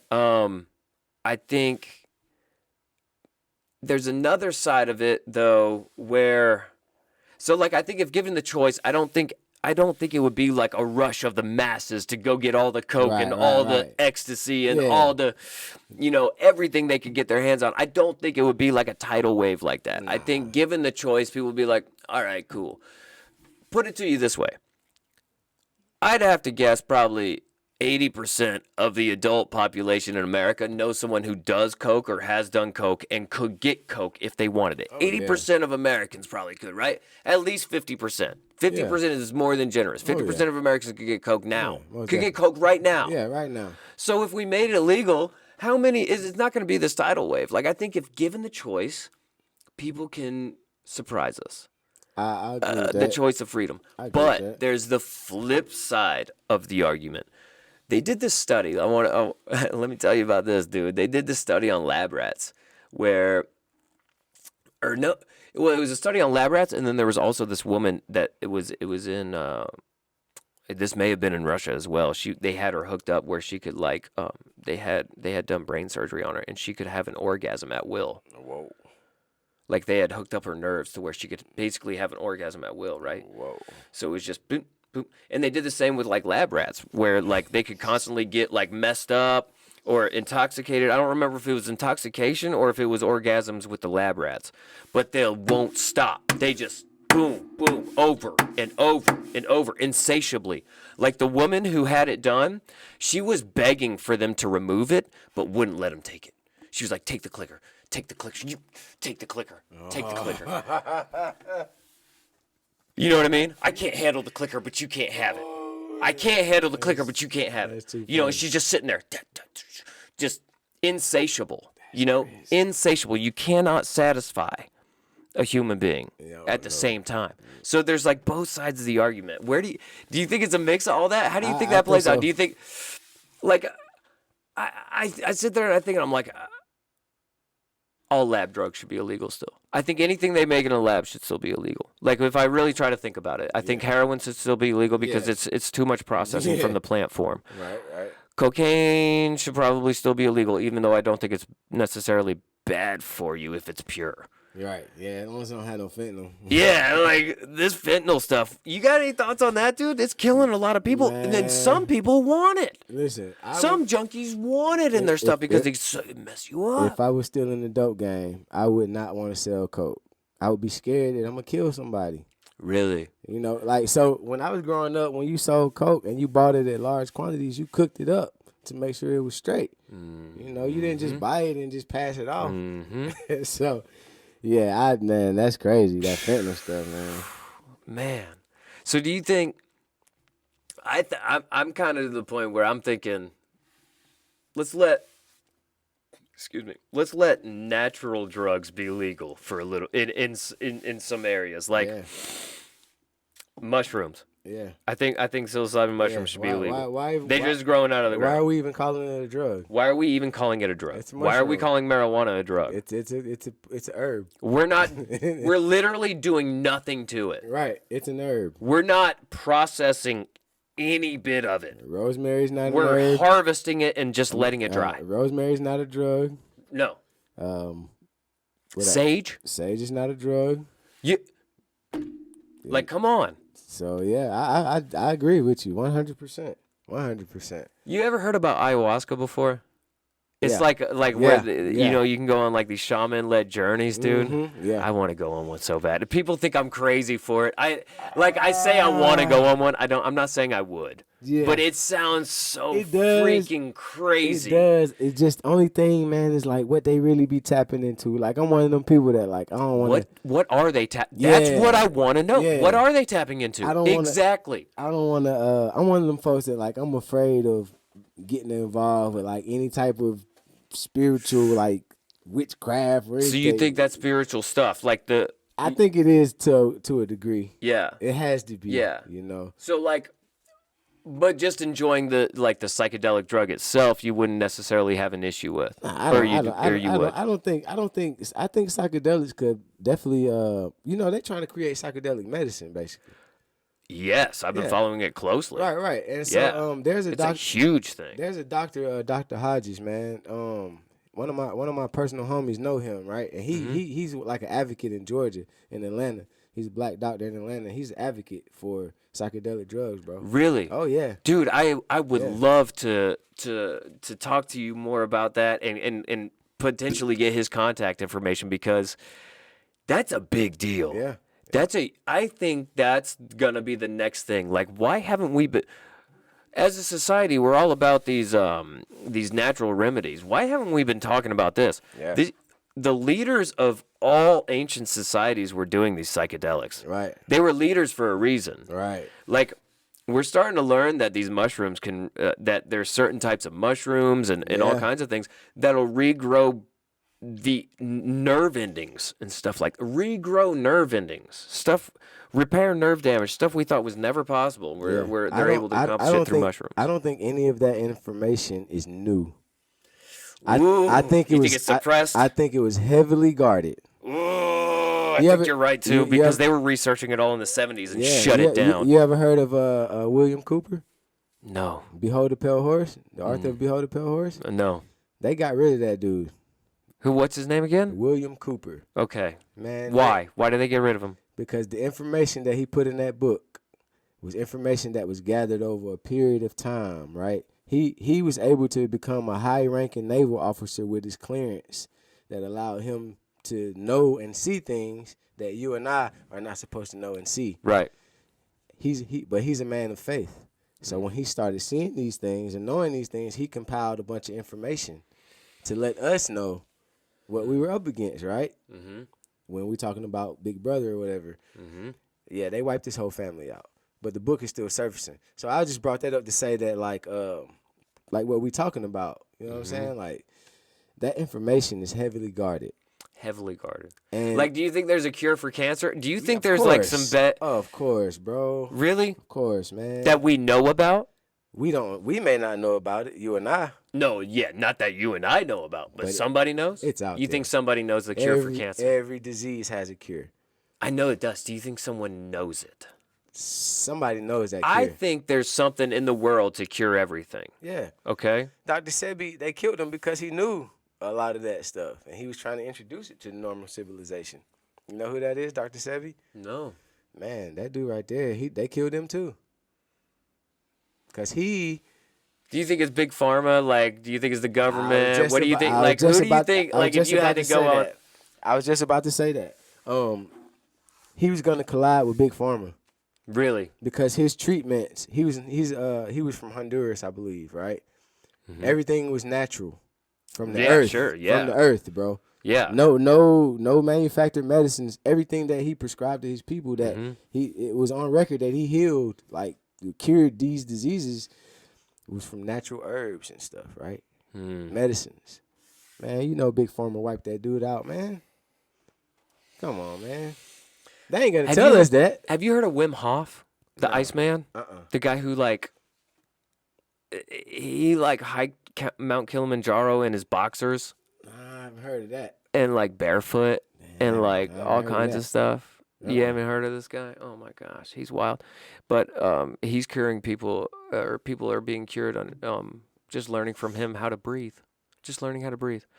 Something about it was discovered recently that cancer patients by and large have 35% less oxygen in their cells or something like that. So there's something to do with the amount of breathing that you're doing or the way that you're breathing. Like if you're able to take in more oxygen or if you concentrate on breathing for it doesn't even have to be a long amount of time, but if you oxygenate your blood every day, if you or whatever, if you're consistent with it, then you're able to help bring up the oxygen levels in your cells and make them less likely to be cancerous. Wow. And this dude has these breathing techniques. That's what made me think about Wim Hof, is he has these breathing techniques that help him do all these ice plunges, and the dude holds world records for swimming under sheets of ice, and he's a nutcase. The dude's a nutcase. Wow. You should really look him up. But he's hilarious too. But just from breathing, That's crazy, right? Yeah. There's holistic medicine means exactly that. Everything is here. We're whole here on earth. We are whole. We don't need anything additional. Right. We're whole. We can get by with what we have. We have everything we could need right here. All the resources.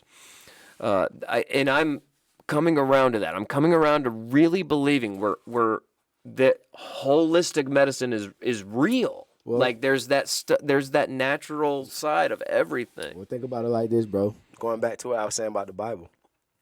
Those people back in those days, they weren't superhumans. You know what I'm saying? They weren't superhumans. They were just regular people. Regular people. Eating off the land. Yeah. That God provided for them. That's right. Everything that they needed was on the land, bro. That's right. There was no big pharma, none of that. That's right. Everything was on the land. And you know the way the Bible is translated, like some of those dudes were living a long time, Come on, 900 man. something years, right? Some Come of on, them, man. Enoch or something like You that, already- right? Yeah. Come on, man. You know what I'm saying? Yeah. Yeah. I don't know if that, and I wonder about that too. Like, was time counted differently back then, or like were days counted differently? I don't think so. I just think that life just started dropping off, man. The expectancy of life just started, Right. you know. With the introduction of just more and more humans, more and more greed, more and more Right. sin. And then think about this too. All of us know an old person that lived 90 plus years, right? Sure. All of us know Yeah. somebody. Think about that one person that you knew and how they ate growing up. Mm, They probably picked their veggies and stuff, that's true. eggs from chickens. That's true. You know Yeah. what I'm saying? Yeah. Milk from cows or whatever. Yeah. Like the whole grocery store thing was, it was all right, but a lot of people didn't do Yeah. that. in No. their 30s and 20s. No, you there know what were I'm saying? like if you didn't grow the fruits or veggies, there was a stand like at your Right. neighbor's house So or down the I've street, right? always had this theory that, like after the 70s, I feel like they started playing with our foods, man. You know what I'm saying? That's legit. Yeah. Well, you know the CIA put LSD in the water in San Francisco, right? You know that? That's why I don't trust it. That's You know why that? I've never known that. They put LSD I in the can- water in San Francisco. Look, man, the CIA would infiltrate. They'd sneak into strip clubs. They would build these two-way mirror. Or, you know, what are they called? Two-way mirrors, Two-way right? mirrors, yeah. Right. You Yeah, can yeah. only see. And they would just they would feed these John Does, random dudes going in the strip club. They would feed them LSD, bring them back to the VIP room, feed him LSD, and he wouldn't have any clue. They get the stripper to drop it in his drink or whatever, and just observe him, and just observe him. Be like, well, it's gonna happen this time. That's crazy, bro. What? And then they did it to a whole population of people in San Francisco. See, that right there goes into what I was saying earlier That's about what they admit to, by yeah, the way. yeah. That's just what they admit That, to. and that's what I was saying earlier about knowing, being conscious of how the government is being ran. You know what I'm Yeah. saying? Like, Yeah. they sneak a lot of stuff in on us, especially my people. Yeah. You know what I'm saying? Historically, man, it's never been great for my people. No. I was talking to Keisha about this the other day. I was saying that, you know, the whole Kaepernick thing, the whole flag thing, and, Yes. and the whole Pledge of Allegiance, and I was like, you know, if you really think about it, it says one nation under God, indivisible. But that's not true. Mm. We are divided by race, religion, Mhm. politics, Mm-hmm. right? Constantly divided. So why are we getting up pledging allegiance to an inanimate object that really ain't saving nobody's life? Dude, my thing, Kaepernick went. Okay, I think we may have talked about. I may have talked about this on my other podcast. But when was kneeling ever disrespectful? Right. And to add to that, the kneeling was only because of the police brutality. It had nothing to do with the flag initially or the military. That was just the spin they put on it. And you can make it out that he could have picked a different time to protest. You can say that. Yeah. Would it have garnished as much attention? All right. No, he's trying to shed light. He's trying to bring attention to police brutality. Something that no one else is really talking about, right? Like the hip hop community in the 90s, dude. When NWA was rapping about all that stuff back then. Man, they was trying to silence them dudes, man. You know what I'm saying? Them dudes was getting real government hits. Nobody- attempts on their lives and all kind of Dude. stuff. Yeah, man. Dude. So, and that's what I'm saying. So they spinning around and made it about something else. So that's how the country does, though. And we're not like, I'm talking about all this. I'm not even a conspiracy nut. Like, I'm I'm- really not a conspiracy guy. I'm not really either, man. I just see stuff and I'm just like, you know, Yeah, it doesn't look right. it don't look right. And 9 times out of 10, like my gut feeling is pretty good. I'm not bragging. Yeah, But yeah. I think if people are in touch with themselves and they're in tune with themselves, they're listening. You know, we all got that Holy Spirit inside of us. I can tell when my Holy Spirit's jumping. Yep. You know what I mean? Yep. I can tell when something ain't Man, right. The Lord said that, you know, he was going to leave us with a spirit that was going to teach us. you Amen. know? So like you say, you know, you could feel it, bro. You could see it. You know. You could see it, man. Yeah. Like, if you just sit back and look at society right now, it is out of control. Yeah. And like it's pushing more and more like towards just do whatever. You got any thoughts on healing? What do you think would help heal? So I feel like just being honest.